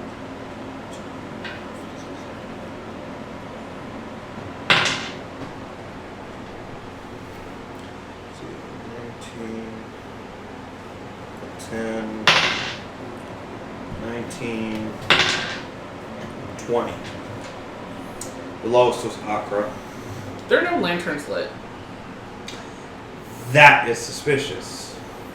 We always keep lanterns lit, if at the minimum, just to keep mosquitoes away. And it'd actually be torches, technically, but... And as you get closer, you notice that the fog, as you guys kind of, your little shell breaks through the fog, because what you will see is just the outline of the outpost, but there should be some glowing light. In the fog, you can see that. But as you get close and your shell kind of breaks into the outpost, you notice that this place has been ransacked. There's no bodies around, but definitely a really big fight has occurred here. Most of the carriages and shacks have been torn asunder by something big. And you notice that there are some broken shields that have the red hand on them. So this was a red hand outpost.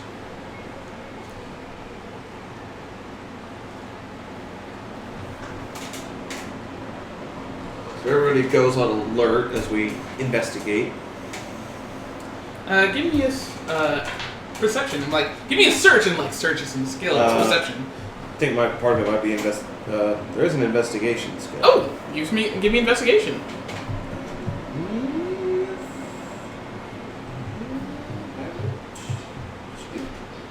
And put any more. 21.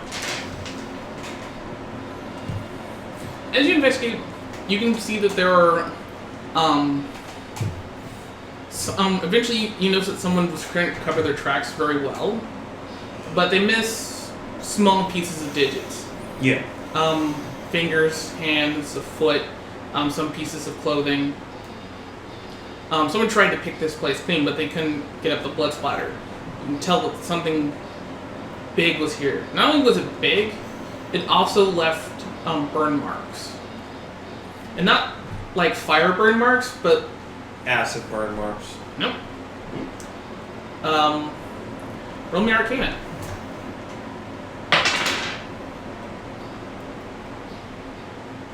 21. Lightning burn marks. Oh, goody. Big footprints, lightning burns, in the middle of the swamp. What could it be? How not gonna say. What would be the check for that? Actually, roll me nature or arcana.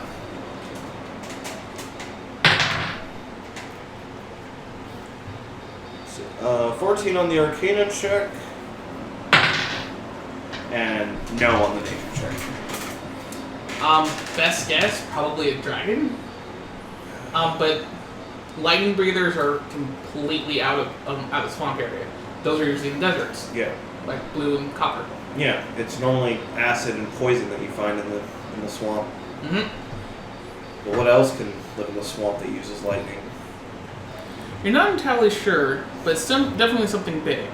It could very likely be the dragon that you sensed earlier. I can't But it's- sense the dragon in the cage, right? No, actually you can't. You know, it's there, but it's not like. It basically, the cage probably has some magic. But you can also tell that what you sensed wasn't completely dragon. Yeah. It felt off. That's concerning.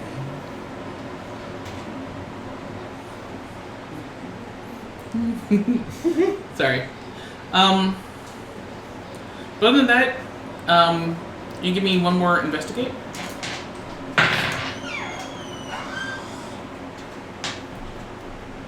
$24. You're able to find, while rummaging through stuff,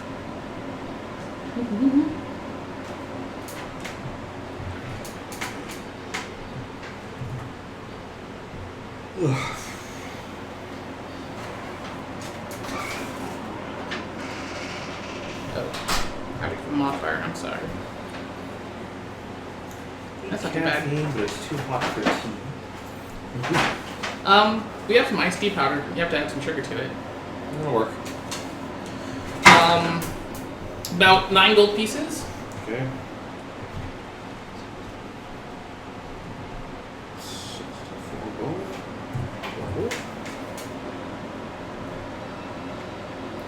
Um, 11 plat. Yay, platinum.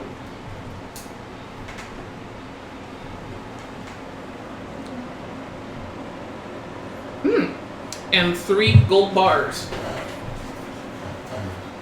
They are worth 50 gold each. Not very big gold bars, but worth something. 3 gold. Okay. You also see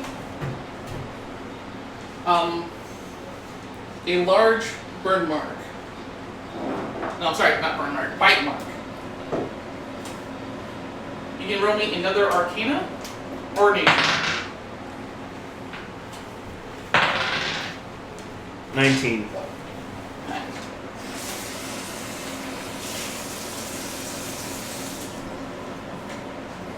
The bite mark doesn't seem to have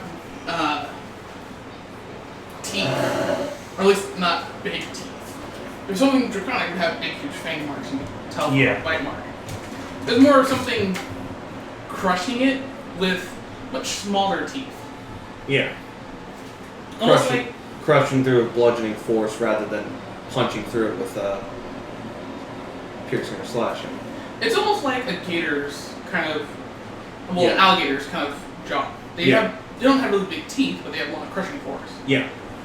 And it's very much, It's their super high bite strength compensates for their tiny ass teeth. Those gators don't have very big teeth. Or particularly sharp teeth.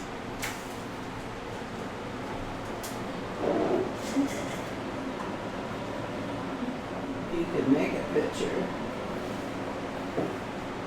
Good pictures. oh, that's right.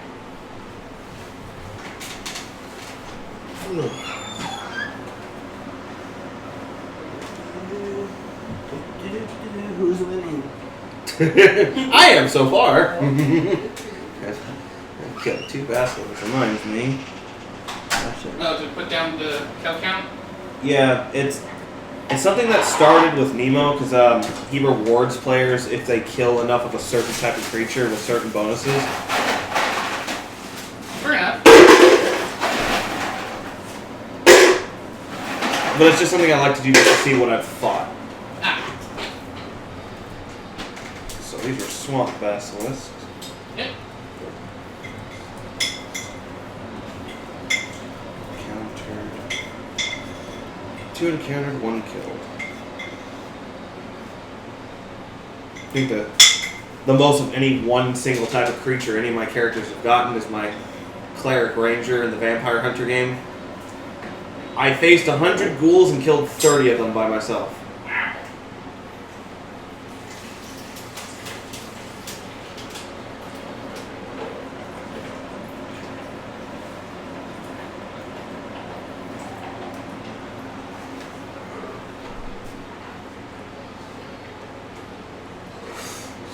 Bite damage. Weird ass bite marks. Lightning burns. Huge footprints. This is where in Witcher 3 I would have figured out what it is and started laying a trap for it.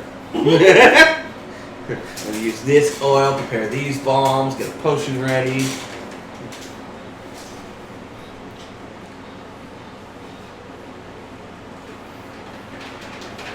One of these days. Actually, now that you've gotten all the clues, you've heard of something that'd be about this big. A bear. Okay, here. Also, oh no! If I remember, Behirs are kind of nasty. They're very much so. But the thing that they hate the most, Are dragons. dragons.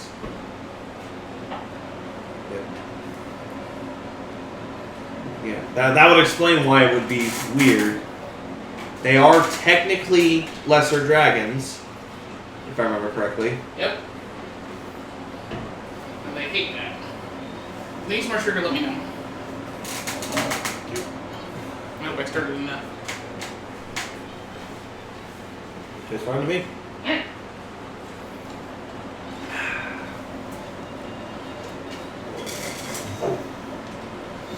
But say for some vague evidence, you've never actually seen the thing. But it's definitely been here. Well, there would be odd numbers of footprints, the stuff like that. I didn't know Behirs breathe lightning.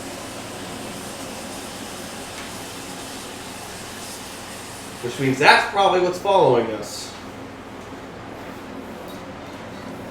And if it came here and destroyed the outpost, it means it knows where we're going.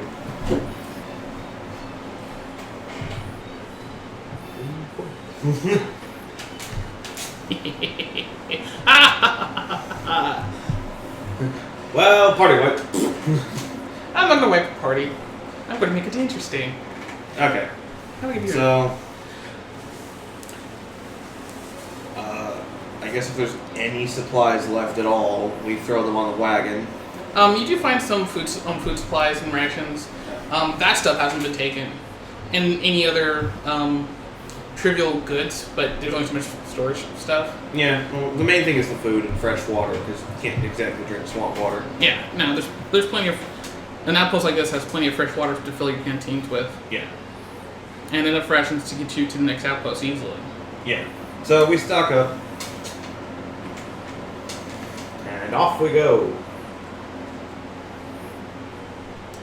As you continue on, roll me an insight, Mr. Varys.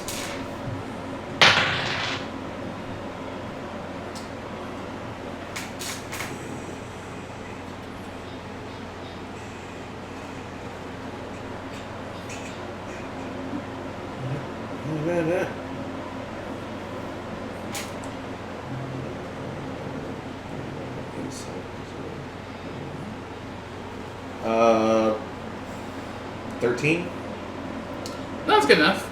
Yeah, insight isn't one of his proficient skills. But No, it's fine.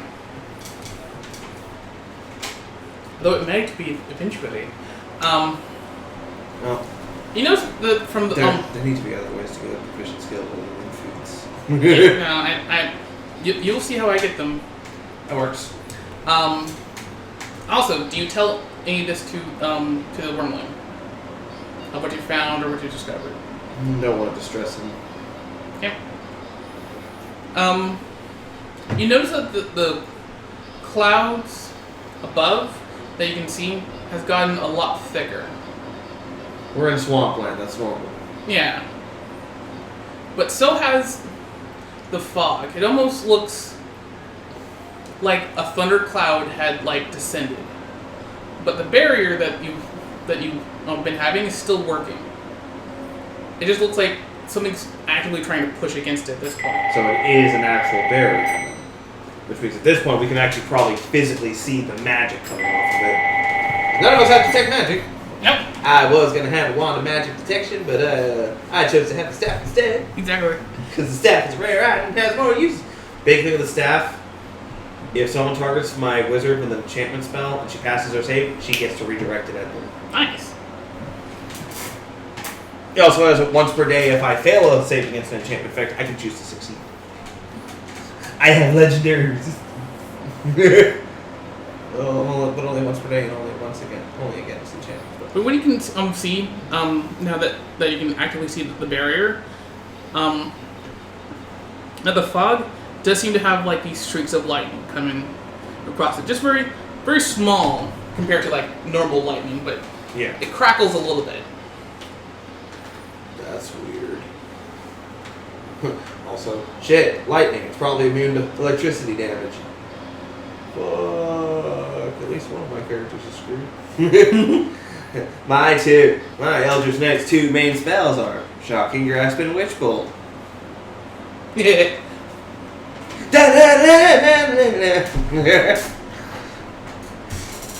Unfortunately, Aqua's focus is fire, so not as much of an issue. And also, are you going to change the pace that you're moving? Try to pick it up a little bit. Okay. If we can move it. The big thing is that I'm sure this counts as difficult terrain for the most part, even though it's a trail, but we move at normal speed at difficult terrain. Yeah. Because we're in favorite terrain. Range abilities are great. Yep. As you get moving, you hear a crash of thunder, and then croaking again. Ah, crap.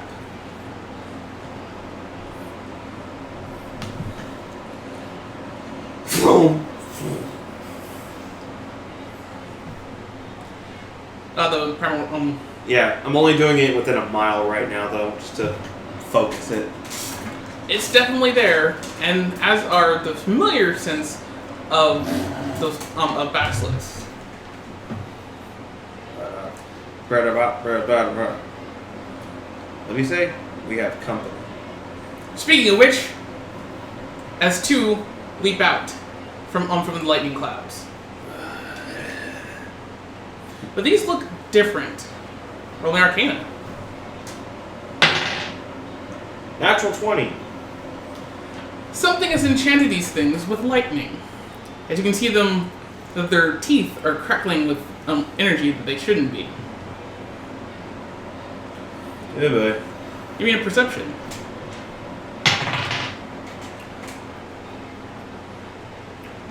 $15. Just outside of the fog, you can see a very large figure poking out. A kind of serpentine body. That's far too many legs. It's here.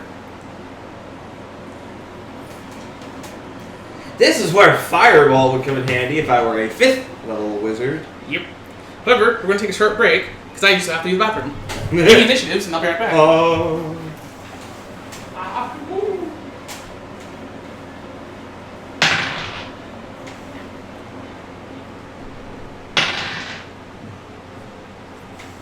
Better.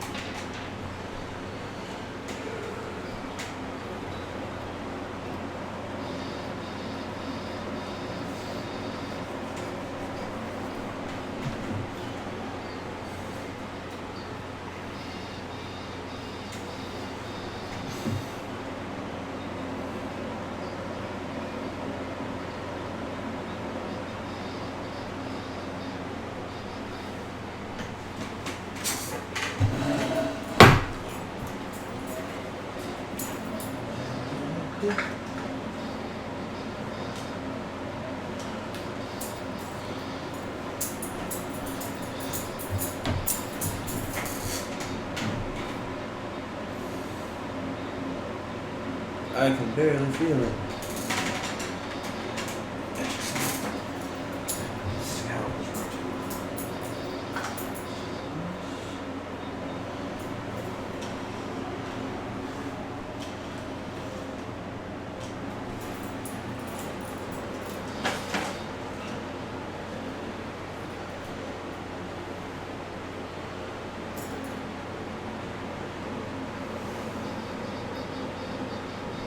Oh, good. I'll actually blow some air my way.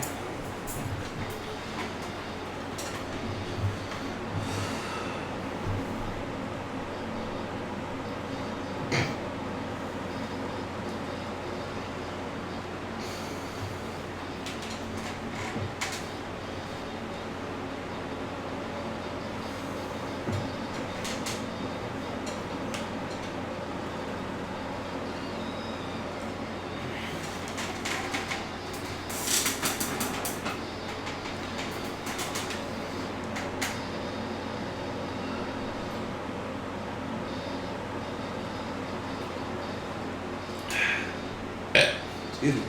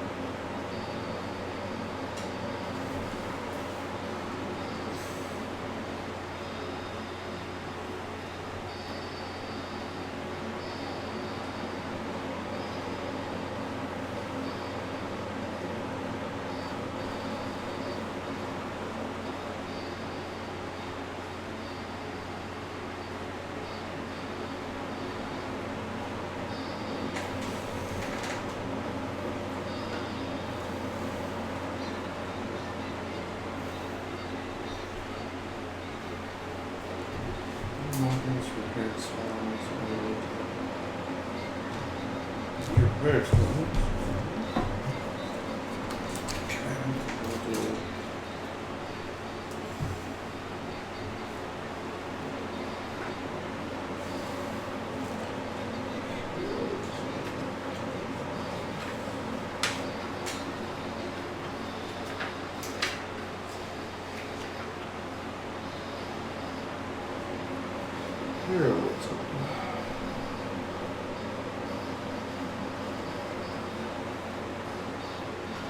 Immune being fried and being separated from people still passively one words reduced to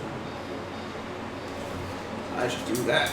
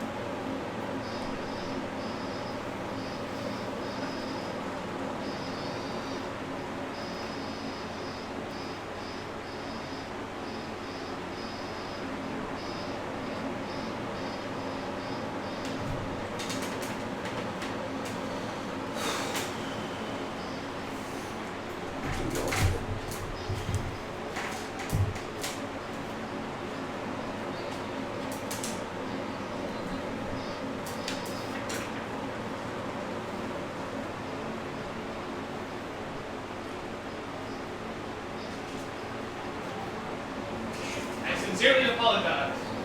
But the toilet had to die. Teach you, toilet.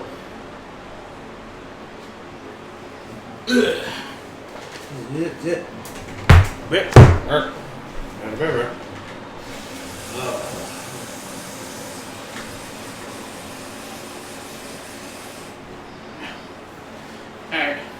I'll let out that Start the bloody fight before I piss myself. Sorry! Actually, speaking of which, Yeah! so they took Winterfell. The giant died because he was pelted with arrows and spears as he broke down the door to Winterfell. So that's what that meme comes from. Yep. Some heroes hold doors, some heroes open them. I was like, no! Not the giant guy! So they captured Winterfell, captured Ramsay, and fed him to his dogs. He's like, I haven't fed my dogs in 7 days. They'll be happy to see you. So they chained him up, put him in there, and he was bleeding and stuff because Jon caught him and beat the shit out of him. Fair enough. So he's sitting there and he's like, my dogs are loyal. They won't harm me. Besides, it's just you haven't fed them in 7 days. So his dogs tore him apart. Yeah, the episode literally ends with hearing Ramsay's screams in the background as Sansa walks away smiling. So there was that. Daenerys stomped the shit out of the Meereenese Fours, the guys that came to take Meereen, took their ships, cut a deal with Theon and Asha Greyjoy that she will give the Iron Islands their independence if they provide her with their ships to sail back to Westeros. So there's that deal. What else happened? Oh, and the Onion Knight is now aware that Melisandre burned Shireen Baratheon to death. He found the ruins of the pyre because it camped out in the same spot that Stannis' army camped out. And he found the little stag figurine he carved for her in the pit. Aww. So he is well aware she killed Shireen Baratheon as a sacrifice. Yeah. Yep. So, she ain't gonna happen. This season of shit's gonna go down. Although I saw the meme-tastic stuff of Cersei's like, I choose violence. I'm like, what the shit? Oh, the last episode, some members of the Faith Militant showed up to escort her back to the Sept of Baelor to await trial. Mm-hmm. And the big guy that is her guardian, the undead thing that was the mountain, killed one of them. Ripped his head off with his bare hands. Wow. So they went back, and then there was an announcement that King Tommen made that the trials for Cersei and Marjorie's brother, Sir Loras, will be held at the Grand Sept of Baelor. And in the same announcement, he completely outlawed trial by combat in the Seven Kingdoms. You know what? That's actually a smart idea. Yeah, because her whole thing was that she was going to use Sir Robert, the thing that was the mountain, as her champion in trial by combat, because there's no way in hell anything could beat him. No. She can't do that now. Oh. Yeah, that's what Queen Horton looks like. I want to get the fuck on out of here. You're great, Kadir. You know what? I wish him well. In the next life, maybe he'll have better parents or better kids. But either way, No, she, deuces. actually, Marjorie told her to go home, if I remember correctly. Yeah.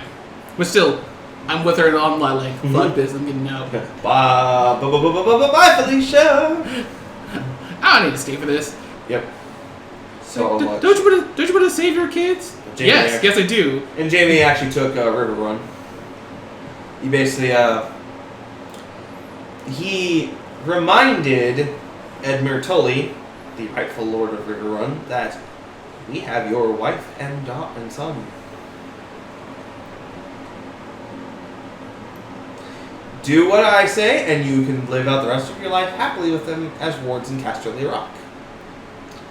Or you can refuse and Unfortunate accident. Look at Yeah, that. basically, Jamie has swung back around from super evil to just kind of a dick to super evil dick. Ah, yes. Yeah, he's back in that whole thing that the only thing that matters is me and Cersei, and I will do anything to keep us together. Yeah. So, yeah. Hooray! So much fun. Anyways, initiatives. Any hoozles. Alright. Kaelin. 15. Still Melgrim. 10. Okay, so that doesn't change. Akra. 22. Damn. Varys. 19. Nice. Akra actually rolled a natural 20 for initiative. Ah. Do. Bohis.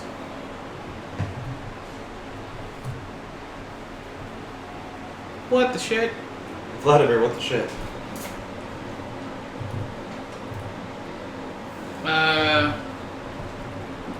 Yeah, so Sir Murder's gonna go last. Anyway, in the cinematic opening of the battle.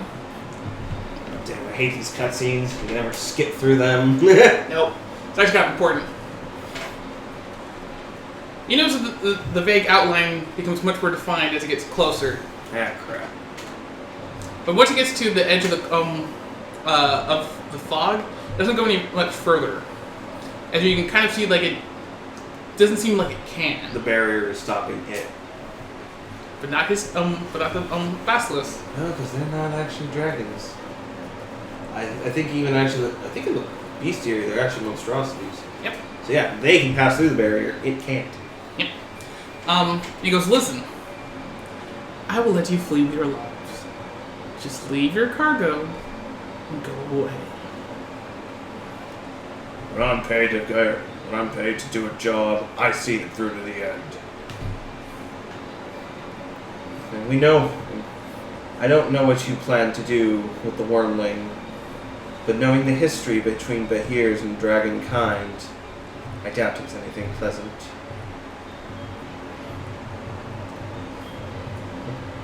It's a little baby dragon. I'm not gonna let you hurt it.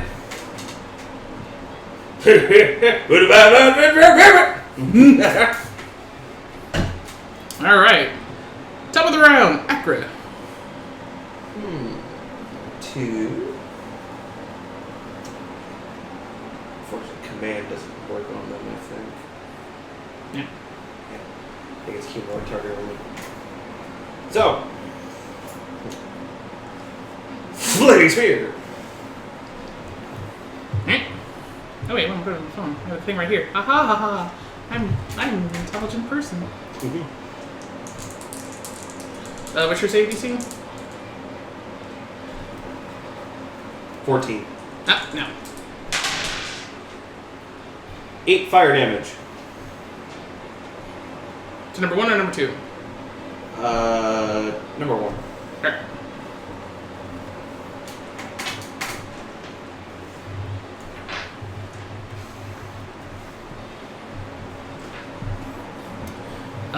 Next up, this will be Varys.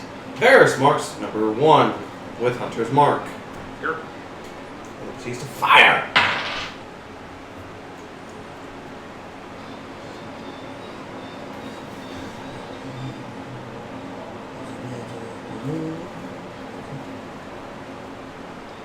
$19 to hit. That'll hit.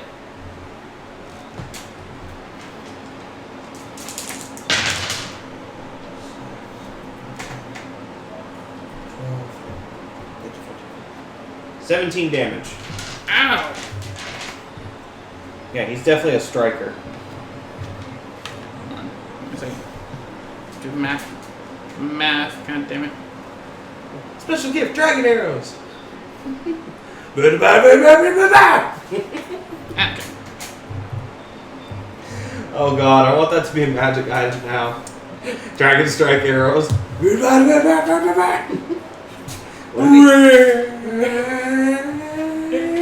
Wait, is that guy from Tiancha? Oh, no! You did it again!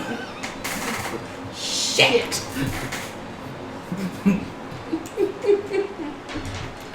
So, ow. And now the basilisk, because they get to go. Oh, so they beat the 15. Yep. Ram it.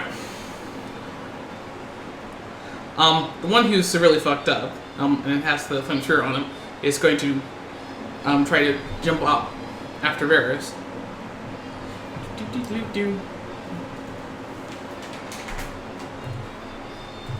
Varus is actually on top of the wagon, for the record. Yep. These things are huge. Yeah, they are not, pretty big. not size huge, but They're pretty big. they're pretty big.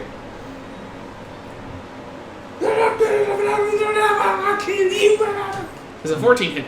No. Alright. Cool. Higher than yours, but Stacy's a 15. Nice. You rolled like shit. Mm-hmm. The other one lets out that croak. Just curious, is this an enchantment effect? Damn.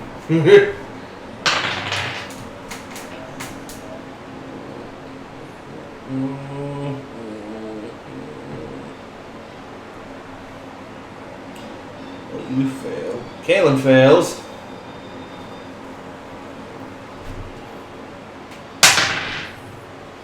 Malgrim fails. Damn. So that's Kalen and Melgrim.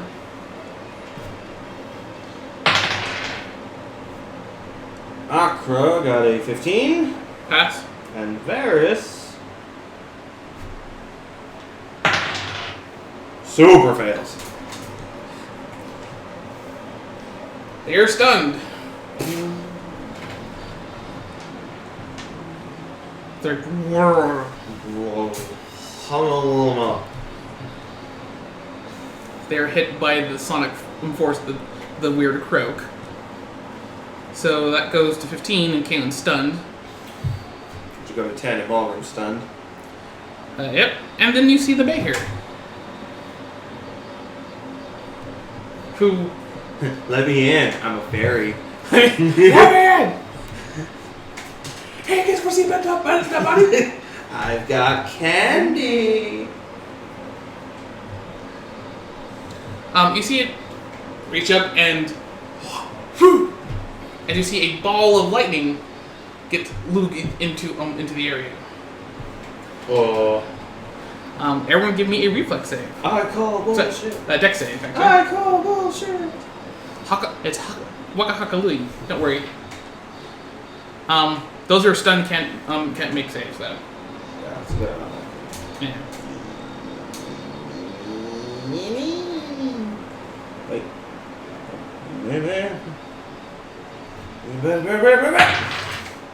She got 20. Good. Especially since she's the squishy. I think there's only 2 people who are stunned. Wait, no, only one person. Everyone except Akra is stunned. Oh yeah. Now this will be the round that stun ends for 2 of them. Yep. No worries, not too bad.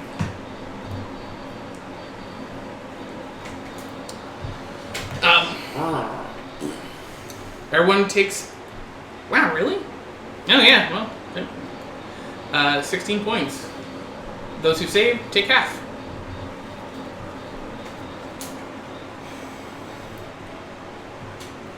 The rest of you are at 20.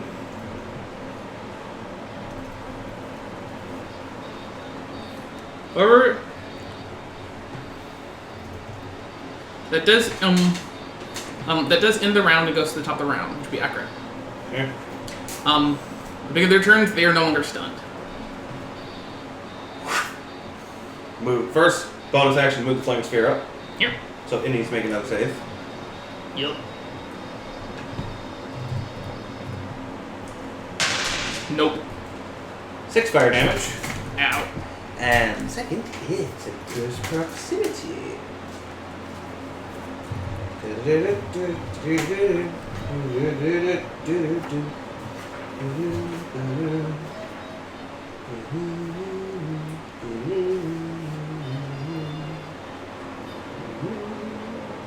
Oh, and the area effect, you notice that the Basilisk didn't take damage from the lightning. Yep.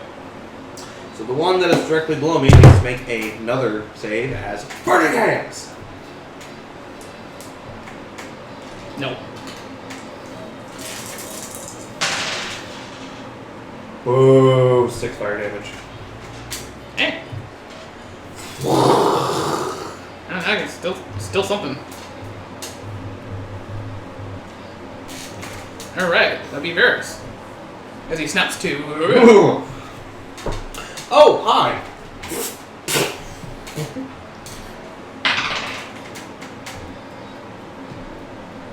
$20 to hit. Yep. So it is below half hit points, so I get to apply what's it called to it. Colossus Slayer. Yep. Oh.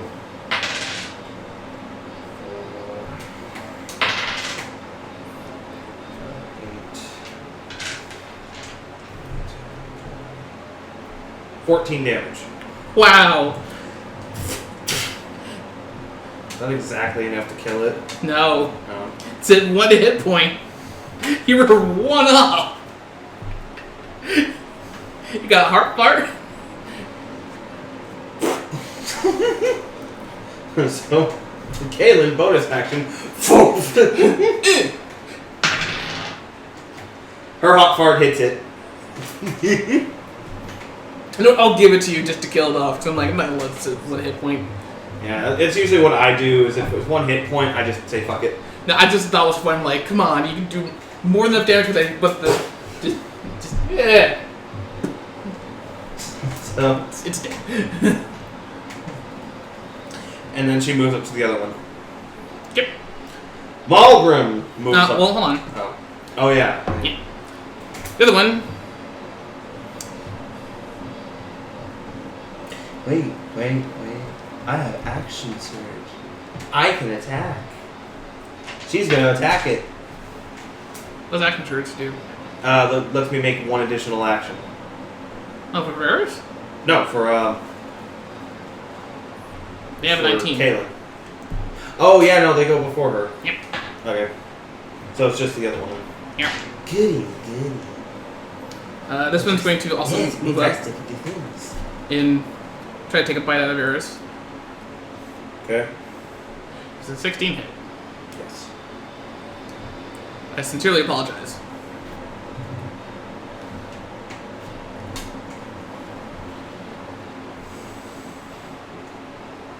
How many hit points do you have?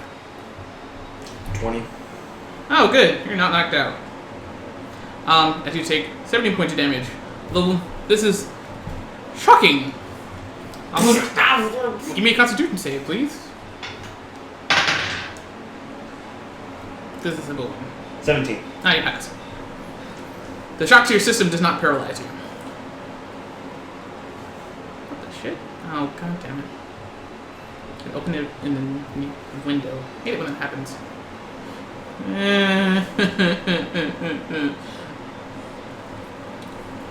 However, now it is the wizard's turn. Alright. Kaylin, first off, instead of action surge, I'm going to use second wind. Regain 9 hit points. I can't use that against other bricks. Yeah. That's bonus action. Now, move up to the other one. And 2 weapon fighting. You're fighting super good in 5e. Yeah. Especially if you actually specialize in it. Yeah. There's almost no downside to it.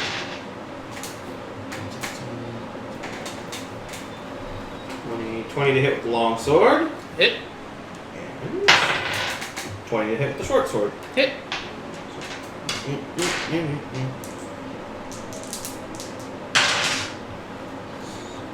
And I rolled max damage for both. Holy shit.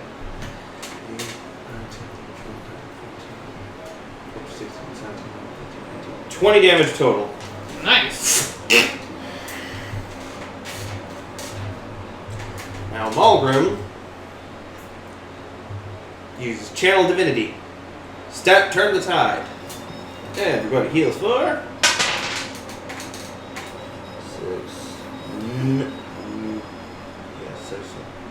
9 points of damage. Nice. That puts Kaylin at full. Puts Malgrim at 29. 19, puts you at full. Puts you at about. Puts Varys at 1/3. That's a bonus action. Now he moves up to the Basilisk.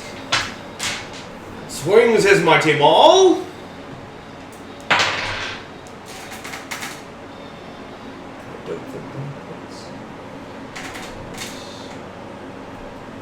It's only a 12 to hit. Yeah. Whoa!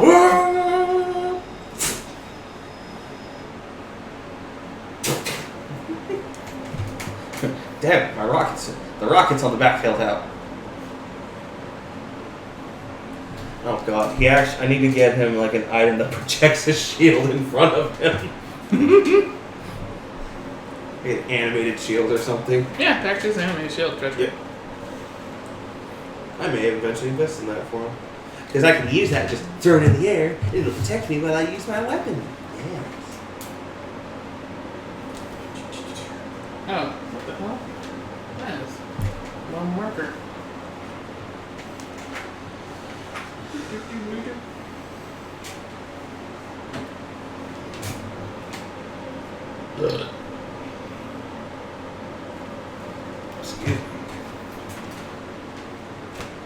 Ah, yes.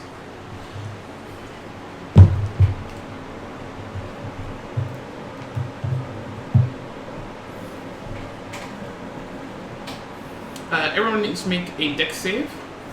As you see, Bahir lean down closer to the ground level, and you see its mouth open wide. Oh boy. Wait, if it's at ground level, shouldn't the two on the wagon be okay? Yeah. Well, actually, what it's doing is you feel the mighty wind as it's trying to suck you up into it. Oh! Dex saves to hold on. Galen got a 15. I was writing my dice and now I'm gonna thing. Auburn got a 5. Oh, that thing's gone. Huh? Hopper got a 1.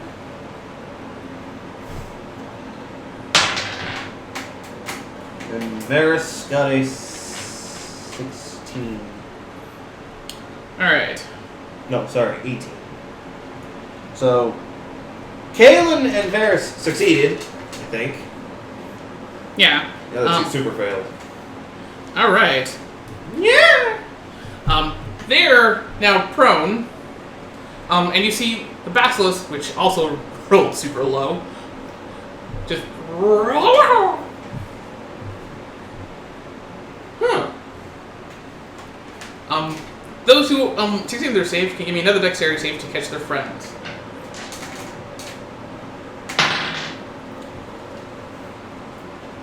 So 21 for Kalen. Okay. And a 17 for Varys. They're able to grab on.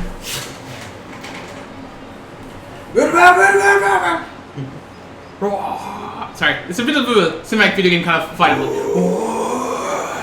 I think I like Boogie Boogie.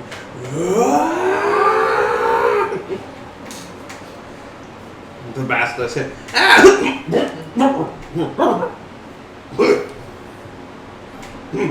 Where was I? Yes.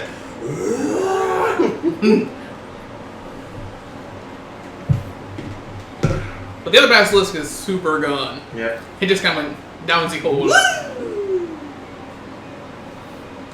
And it's a bit unsettling as it kind of holds that position. You'll need give me a strength to cast or to fight as you're holding on to friends. This is maintaining this. Well, let's see.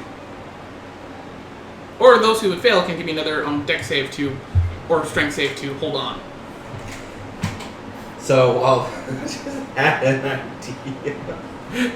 So while Varys is holding on to her, just whoosh. Haha! Wait a minute. Haha! Second level magic missile! And redirects the flaming sphere! Didn't see that one coming, did you? Nope. Give me an int. Sorry, yeah. Well, actually, sorry, what's the strength to hold on and cast? He's holding on to me. Oh, yeah. I ain't holding on to nothing. That's right. So, yeah. I'm just just nyeh. Alright. So, it first off needs to make a reflex save or dexterity save against the flaming sphere. Nope, it just eats it. It goes inside. I'm not redirecting it down the throat. Ah, okay. Then yes, it'll make a reflex save. Wait, if it went down the throat, would that actually hurt it? Yeah. It wouldn't be able to make the save.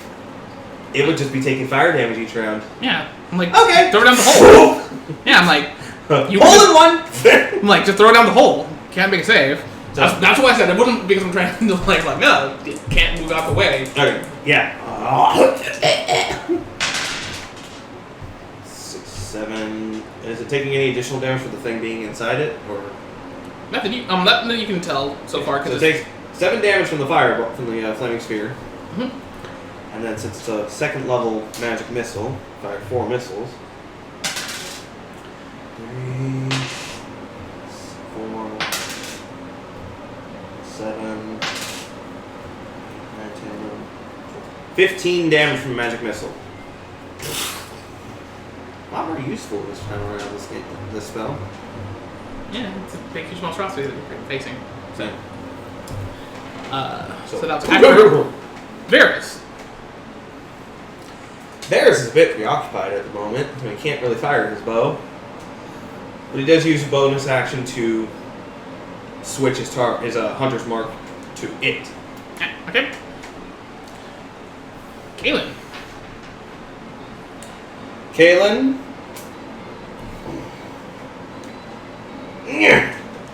Tries to pull Sir Malgrim to his feet. Yep. Strength check. 20. Yep. Gonna pull him to his feet. Alright. Is that her action or is that. Yeah. Okay. Malgrim doesn't really have a lot of options he can do, so. Throws a javelin at it. Okay. Give me an attack roll. No. What was the total? Hop. 9. Yep. Javelin down the throat. Whee! So, lose a javelin. Okay, that's everybody there. As it finishes gulping in, it kind of closes its mouth and the wind finally stops. And it slithers away. You can't run forever, as it says as it slithers off. We run so far away. we run so far away. Give me a handle animal. As you were are now pushing. 17. Alright. I wish I had chase music, but I didn't.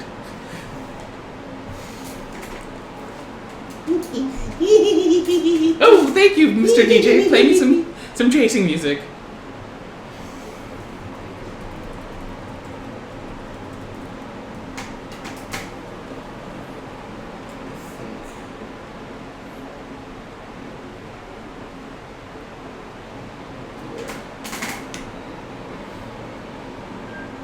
Fuck you, advertisement. Go away, Orbit Gum, you suck. Orbit gum's not suck. Orbit gum is delicious. I think that's the one.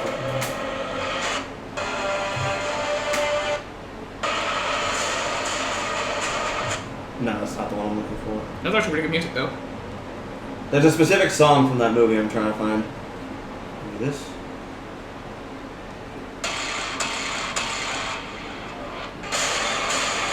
This.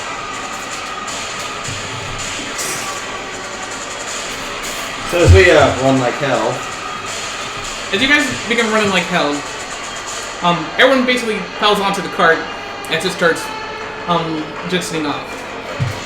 Yeah. And you notice that even though it slithered off, seeing that you guys are now in a full run, Yeah. you're going to have to give me another handle animal. As you can see, just as the fog begins to lift, as the thing is clearly chasing after you. 14.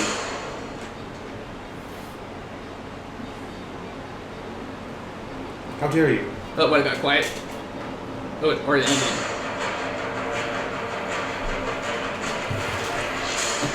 You're able to keep a good distance away, and once again, you see it open its mouth, try to pop a loogie. Give me a dex save for everyone, in addition to +5.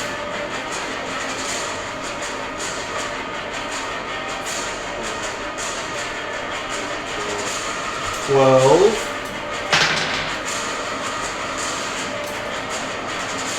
9. I'm doing the +5. Yep. Malgrim has a dex of 10. Ah, 16, 18. And a 16. okay. Christopher Malgrim passes. Distract me a little bit.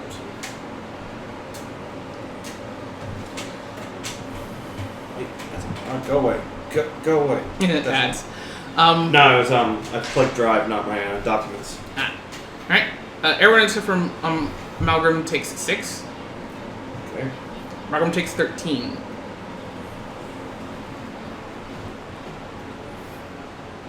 You notice that the lightning, even though it is hurled at you guys on the carriage, the carriage You said 13? yep, takes no damage. Oh, the ox. The oxes. The oxen don't seem to take any damage either. It's kind of, but they are spooked. So give me another handle animal.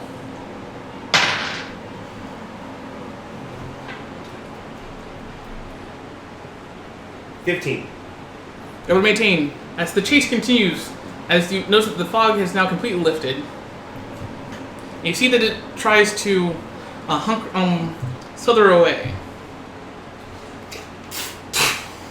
Well, you ever played Jurassic Park? Yeah. Where you're being traced by the Tyrannosaurus Rex? Yeah, And then it kind of... Yeah. Yeah, it kind of tries to flank you. Yeah. As it tries to flank, you see it rear up to try to take another bite after you guys. Give me a handle animal to dodge.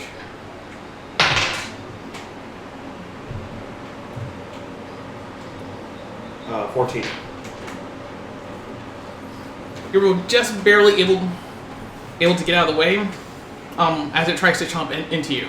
It's a severe disadvantage because the barrier, it's pushing against the barrier. Yeah. So Varys is the one driving because he's got the handle animal and and he can pilot it. So basically, I'm just gonna have the two mages casting spells at it. Yep. Mages can totally cast spells on it. Firebolt. That's a 19 on the die. Yep, they'll hit.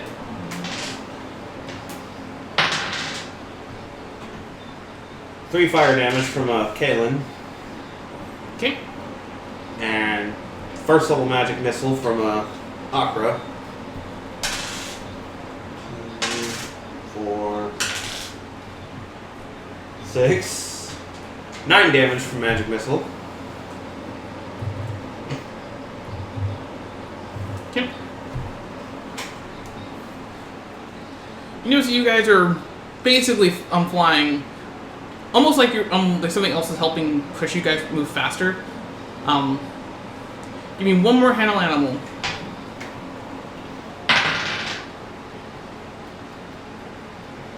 24. Nice.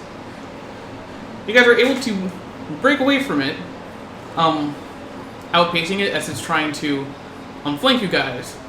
As an last-ditch effort before you guys break just past the mangroves, it houts one last electric loogie at you guys. This basically means speeding up a lot of chasing stuff. Yeah. Interesting thought. It's an electrical attack. Try to use Witch Bolt to counterspell it. Sure, give me a int or Arcana actually. Yep. I'll give you advantage because you're mostly a lightning caster. Well, not entirely, but she's I have two people that can do it, so. Yeah. So 11, 12, 13, 14, 15, 16. 17. You're able to deflect most the damage, but not all of it. Well, that's for one. Yeah. So, like you attempt it. 11, 12, 13, 14. I don't remember if you have like cannon or not. I think you do. 14, 16. 16 for the second. Yep. So they're just both simultaneously just lightning bolt. Jesus. That knocks off quite a bit of damage off of it. You still give me dex saves. Okay. 19.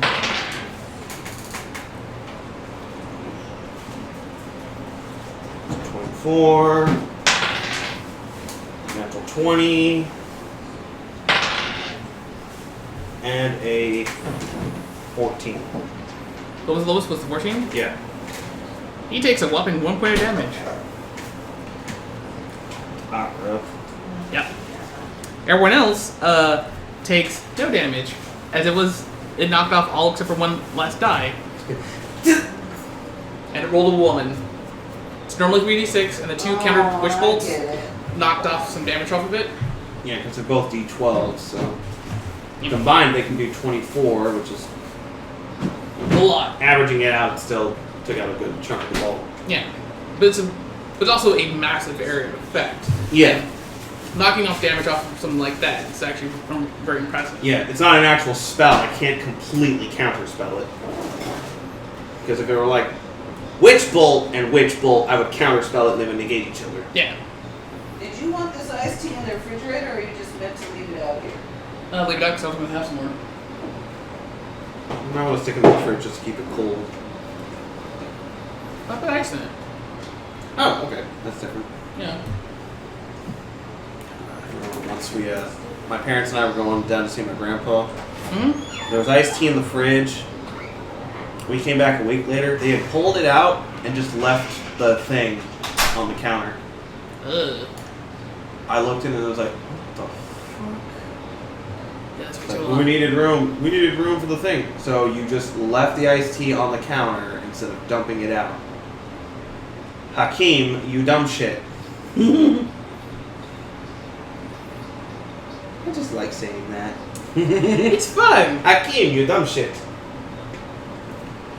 Hakeem. Okay. Hakeem. Hakeem. Oh, Hakeem, you are not listening to me. Hakeem, focus. As you, and this I've just described to you. As you guys are basically running from your lives and just barely able to. Fleeing for all the love of all that is good, not evil.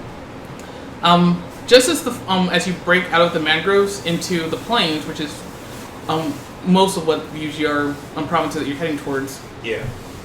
you can see it's a good 3 more miles to the outpost from the swamplands, and the fog breaks as you guys break through the tree line, still hustling. Yeah. As the Behir, although a ways behind you, is still trying to catch up to you.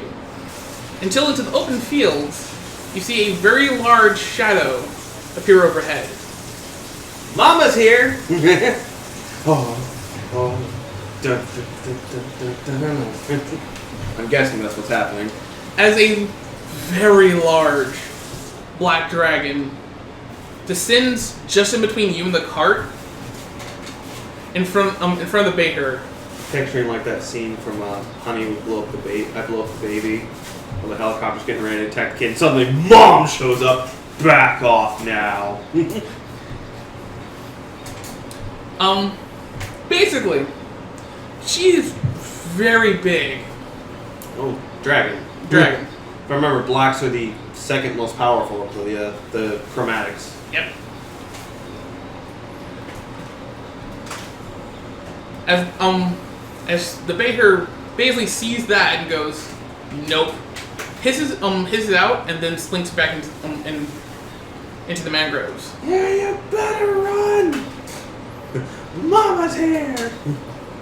Do you guys slow down?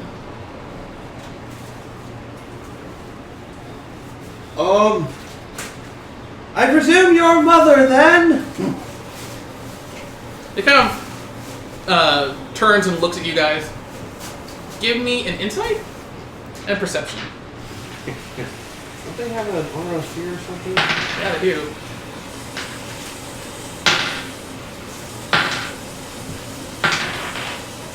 Uh,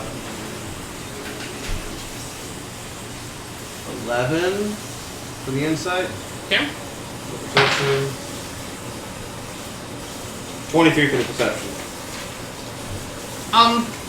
It has the same kind of weird patterning that the Wormling does. In the fact that, like I said, it looks more cute than It looks friendlier than a normal black dragon. yeah.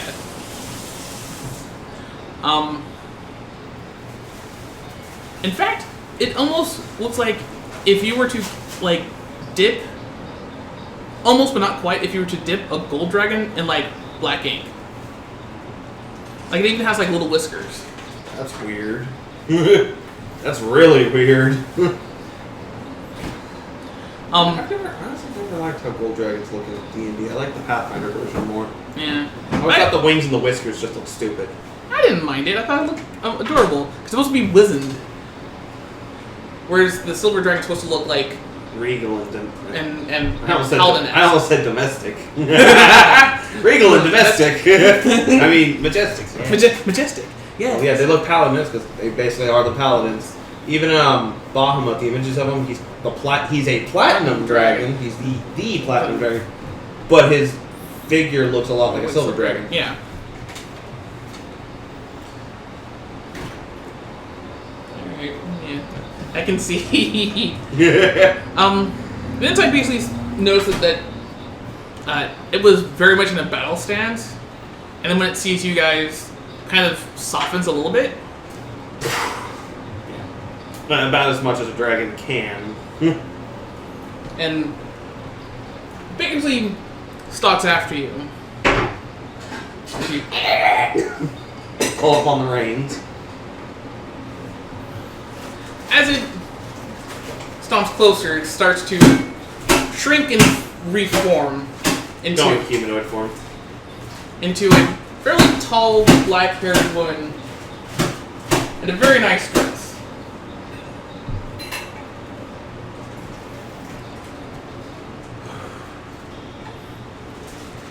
This is where, this is a full dragon. This is where, Akra gets out, my lady. Well, that was invigorating. I saw the commotion, but it's very hard to land in there. It is, quite a mess in there.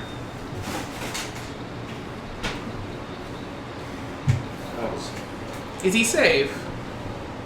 I believe so. Good. There is a slight complication. The caravaneer was petrified by that thing's pet basilisks. Fine. I'll take care of it. But for now, I'm going to need you to go into the outpost. I'll meet you there shortly. I have other things I need to deal with. Very well. And make sure he stays inside, please. Of course. I can fully appreciate the panic that the sight of a dragon, no matter how young, could have in an outpost. Thank you. And you see her easily lift up the stone person and kind of apparate out.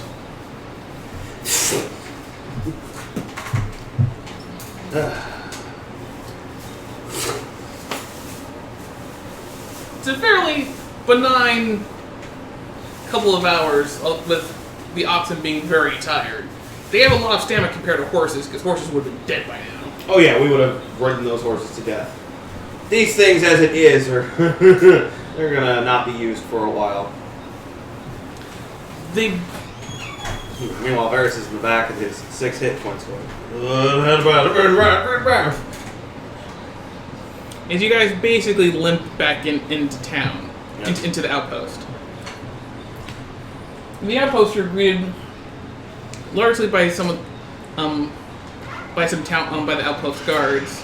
This one's Goblins. goblins and some hobgoblins. Yeah. Basically, they ask for documentation, paperwork.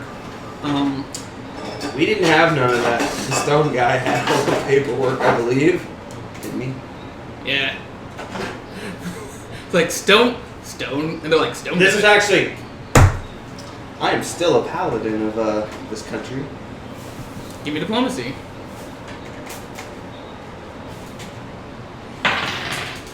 Natural 20. Nice. We're on official business. Our paperwork is cut, petrified, along with a man carrying it by a group of basilisks. All right. We'll just put it down in the report. If you don't mind,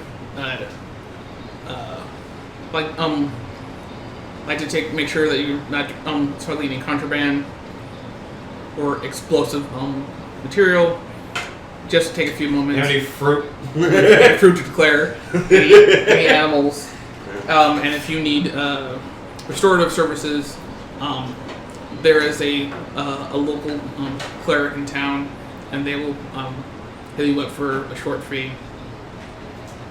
Because I imagine I am a paladin and a knight, but this guy is the leader of the outpost. He's still probably higher level than me. As far as rank is, you're not quite sure how powerful he is because there isn't like levels above people's heads. No, but But yeah, he's rich very much so that he takes care of himself. yeah, I'm basically a junior paladin. Yeah.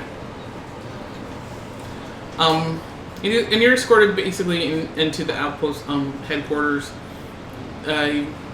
Going through very simply, just looks over the caravan, see if there's anything weird on there. Pulls up a couple vines and stuff like that, and muck, but there's anything weird. Yeah. And there is in fact a cleric who's in part of the inn.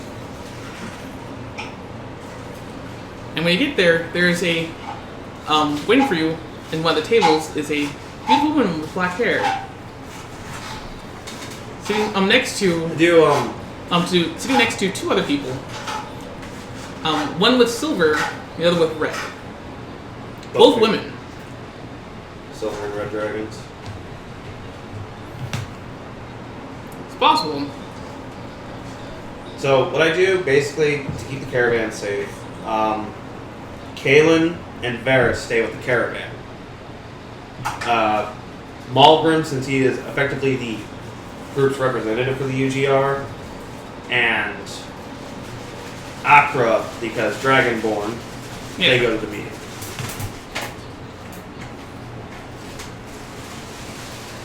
Varys actually falls asleep. Not trains, falls asleep. He's like,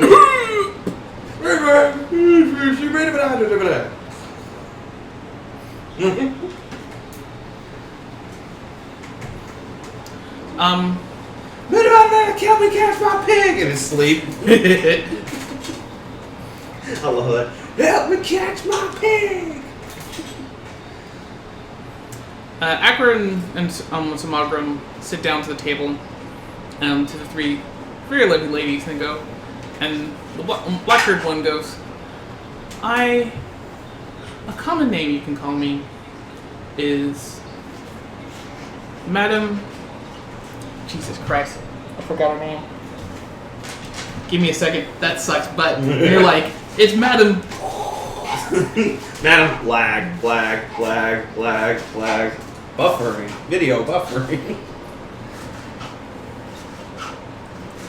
Alestranza. Alestranza? And these are my two friends. This is Malgor, pointing to the silver, and Andros. Are they males? They look like females, but the names sound masculine. Yeah, those are very male-sounding names for dragons.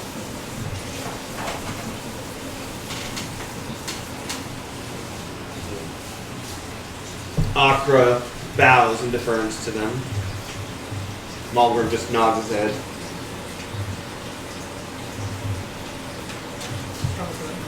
Say, hey, Command.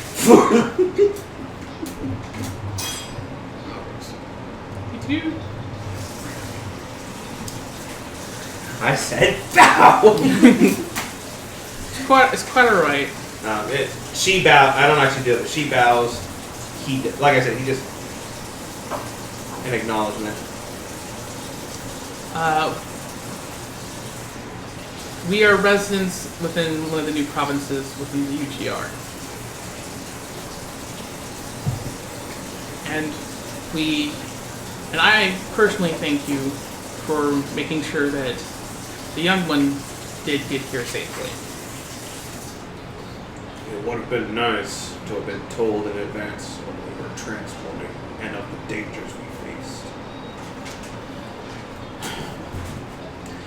What he means to say is we were not expecting such perils on the road, though of course we were quite prepared to handle them. Andros goes, of course you weren't. And you see the other two women kind of like give the red a little bit of glare.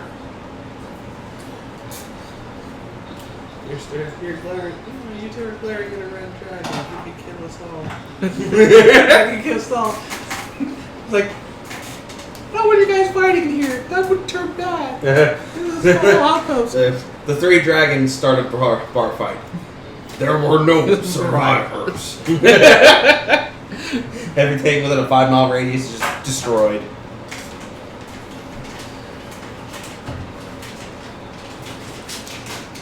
There were things that, this Lestraza says, there were things that were happening that needed to be done in secret. Something very important and very dangerous has gone missing. And my child is very unique. If it is not too much to ask, how so? It is the only, she explains, and she seems very blunt about this. This is, and the other two that are flanking her kind of seem a little bit more somber. It is the only one that survived. I see. I and him should not exist.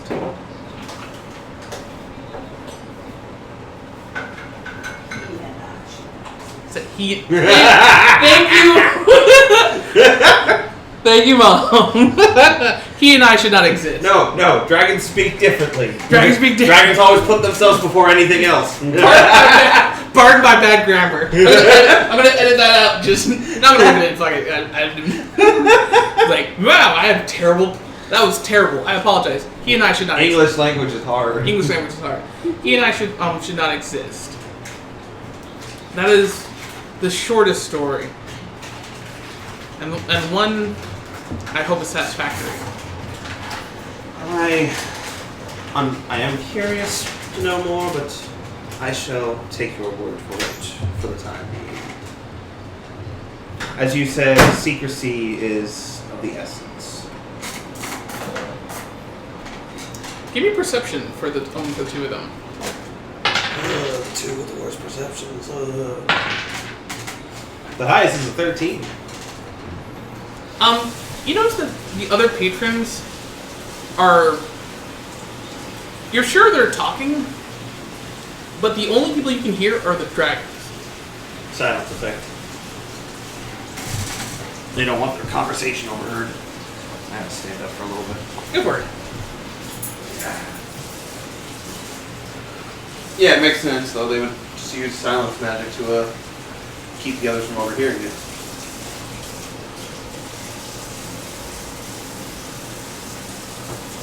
See anything you want. Right. Alright. Andros, the red goes. I think you should just pay him and go.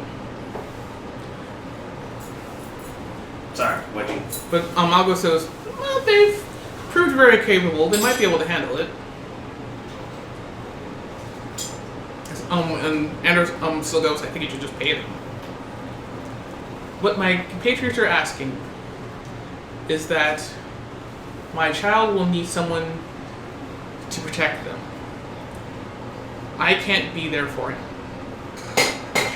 And I hoped that the person who would be is somehow not shown up. That's why I've asked you here. Now, if you don't want to stay, and you don't want to help, we'll pay you what you are owed, and that'll be the end of it. However, I can promise you much, much more if you take him on as a ward. At least temporarily, until you are able to get to the capital.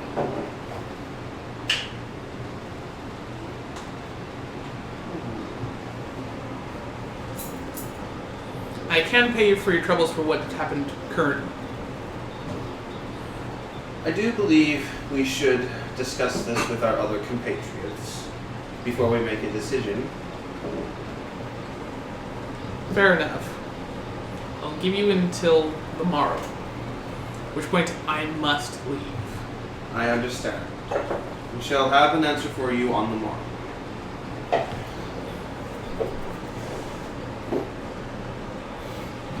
And you see the three of them get up uniformly, and the red goes, I think you should have just paid them, as they walk off. And the noise level goes back to normal. Yeah.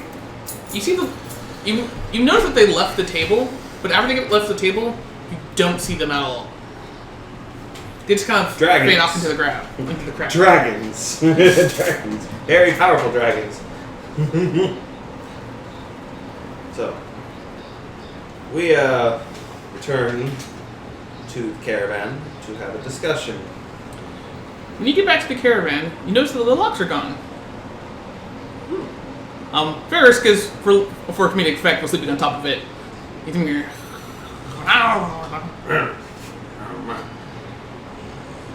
Kill you.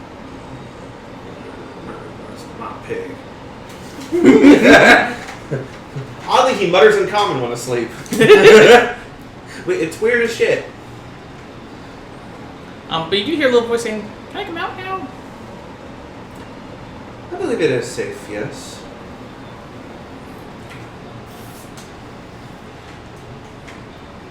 When the door opens, you see the cute, adorable little dragon. Yay, we get a pet. But when he hops out, he turns into a 5-year-old. He is a dragon. You're not quite sure if that was him doing it or the last enchantment of the carriage. Because it doesn't seem to be something that he did. True. It might just be a protective thing. Because admittedly, as a wormling, he doesn't have most of the magical powers of a full-grown dragon.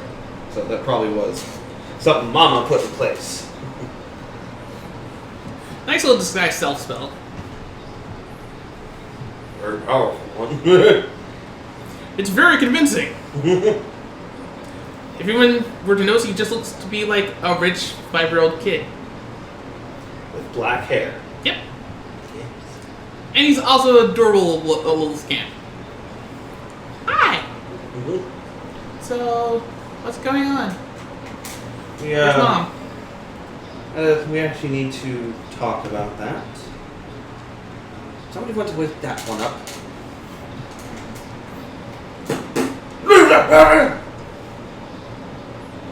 Greg sees a kid.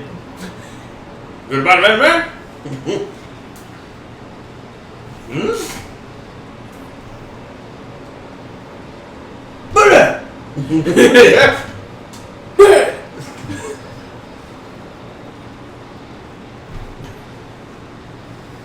Also, you notice that the kid's now speaking common. His mouth doesn't quite match the sounds, but Oh god, Japanese dub. yeah, he seems to be dubbed over a little bit. So we all sit and discuss the arrangement that was offered. By opening it up, you can see that the hoard that was inside there is mostly toys, save for one very unusual teddy bear that seems to have gems for eyes and nose. Makes sense. That one seems to be radiating magic. I would know this if I had detect magic. Now you can just feel it. Okay. I am eventually investing in a wand of magic detection, so. I think it's stupid that thing only has like 1d3 charges, but. Anyways. And the kid asked, what did Mom say? So, like I said, we sit as a group, explain what has happened, what was told to us, and what was offered.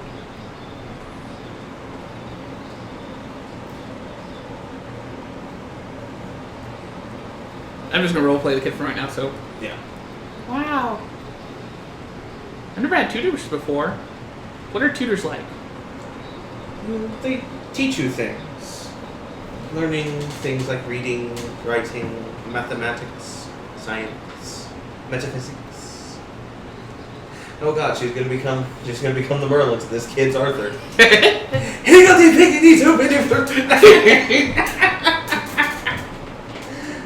Alakazap!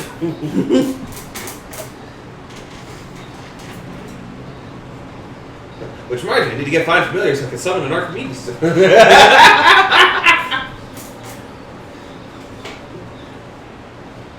gonna get that spell eventually. Probably find someone paid to have it added to the spell book. So,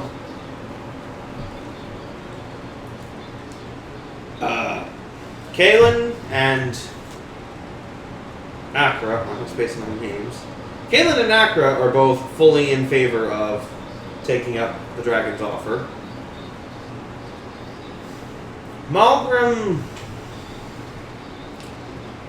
doesn't like the idea, but recognizes that this will help. This is going to help secure the stability of the UGR. So he concedes the idea for now. Because he's heard of that there's a far province that's ruled over by, as I explained in the backstory, Yeah. Recently by a very large red dragon. The one that's trying to become president. Yep. If there are other dragons, it's probably where they were coming from. Yeah.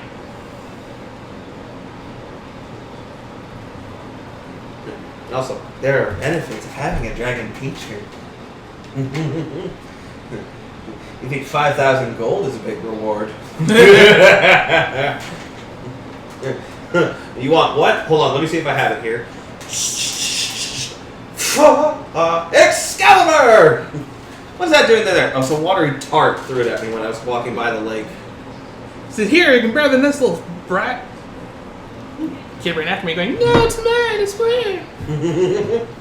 Hey, I pulled it from that stone fair and square. You cheated, you melted the stone around it.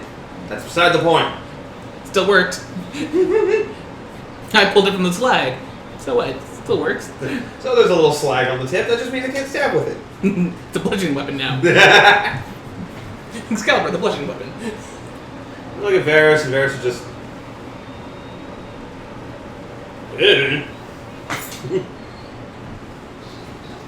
So? Yay! Friends! Friendship! Party wins. Friendship. Friendship. So I think we're all pretty much in agreement. Hold on, let me consult with the voices in my head that are playing these different characters. Standing for vote. Yes. Wait a minute, we have a player missing. Where is he? Where is he? For the love of God, pick a character. When you go back to the inn, there's only one in the place. You notice that your guys' rooms have been paid for. Yeah. And you have a very uneventful night for the most part. Since it's downtime, have time to level. Yes, you get another 1400 XP, Okay. which should give you up to 2,300 right now. Yep. Which should give you up to 4th level. 100 plus 1,400. Let's make 3,700 total. It's supposed to be 1,000 over what I need to hit 4th level. Yay! Which means I need hit fifth level. I require 6,500. Turn the light on. And you can turn the light on. But there's going to be a little cinematic that's going to occur. Alright. You can read that off while I'm leveling.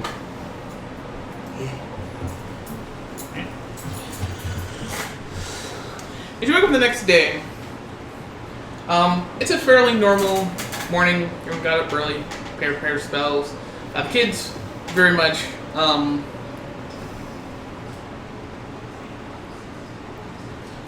still very much a humanoid. Basically looking like a very cute human kid. Although it seems to be taking a little bit more aspects from Akram. So there's a little bit of scaling that you can kind of see. It almost look like a half Dragonborn kid. Yeah. Might want to shift it to full Dragonborn at some point. Mm-hmm. Oh, it's fine. He's my niece or nephew. Nephew. It's fine. For the most part, everything is fairly benign. When you get out, there's a nothing's going on in the inn, and you all basically walk out as you go out to head towards the caravan, check to make sure everything there is okay. And you see Malbros, the silver dragon. Yeah.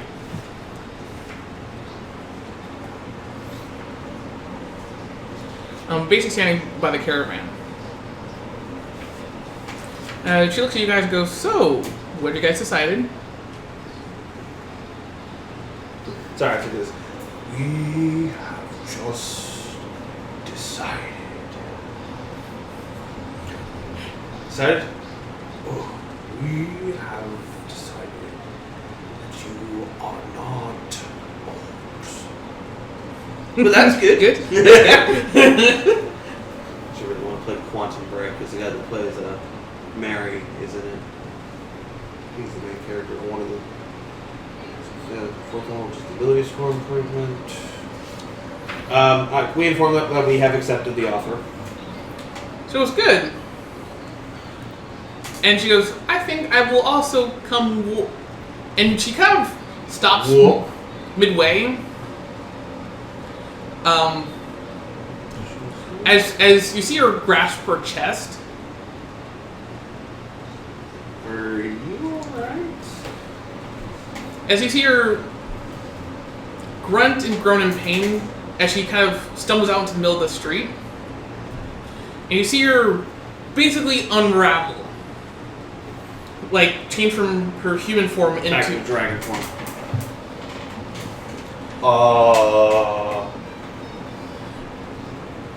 You ever seen someone have a heart attack? No. Or But I have seen someone have a seizure. basically, it's like having a seizure. They grasping the chest, short of breath.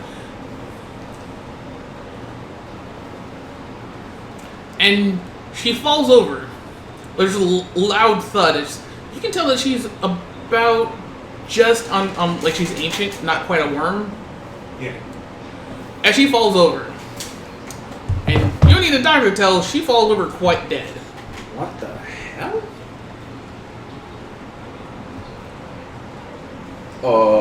In fact, everyone in the outpost is looking at this like, what the shit? And the kid is basically hiding behind you guys. Vladimir, what the shit? Then you see it start to twitch and get itself back up, and its eyes are completely widened out. It spreads its wings and flies off.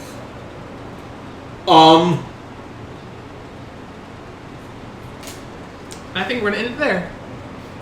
Really? Yeah. We haven't done much. You guys did a lot.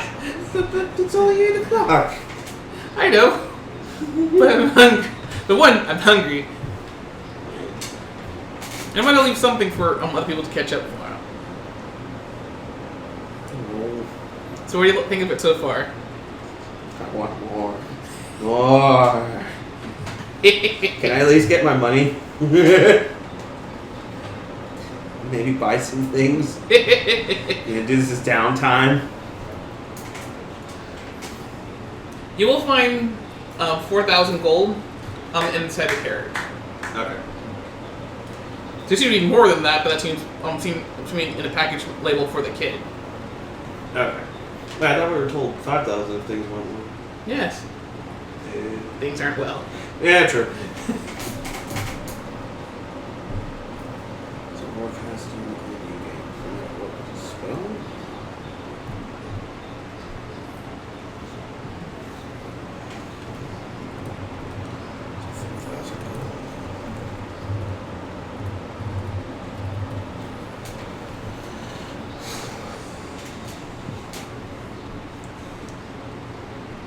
I'm glad you liked it. That is interesting enough.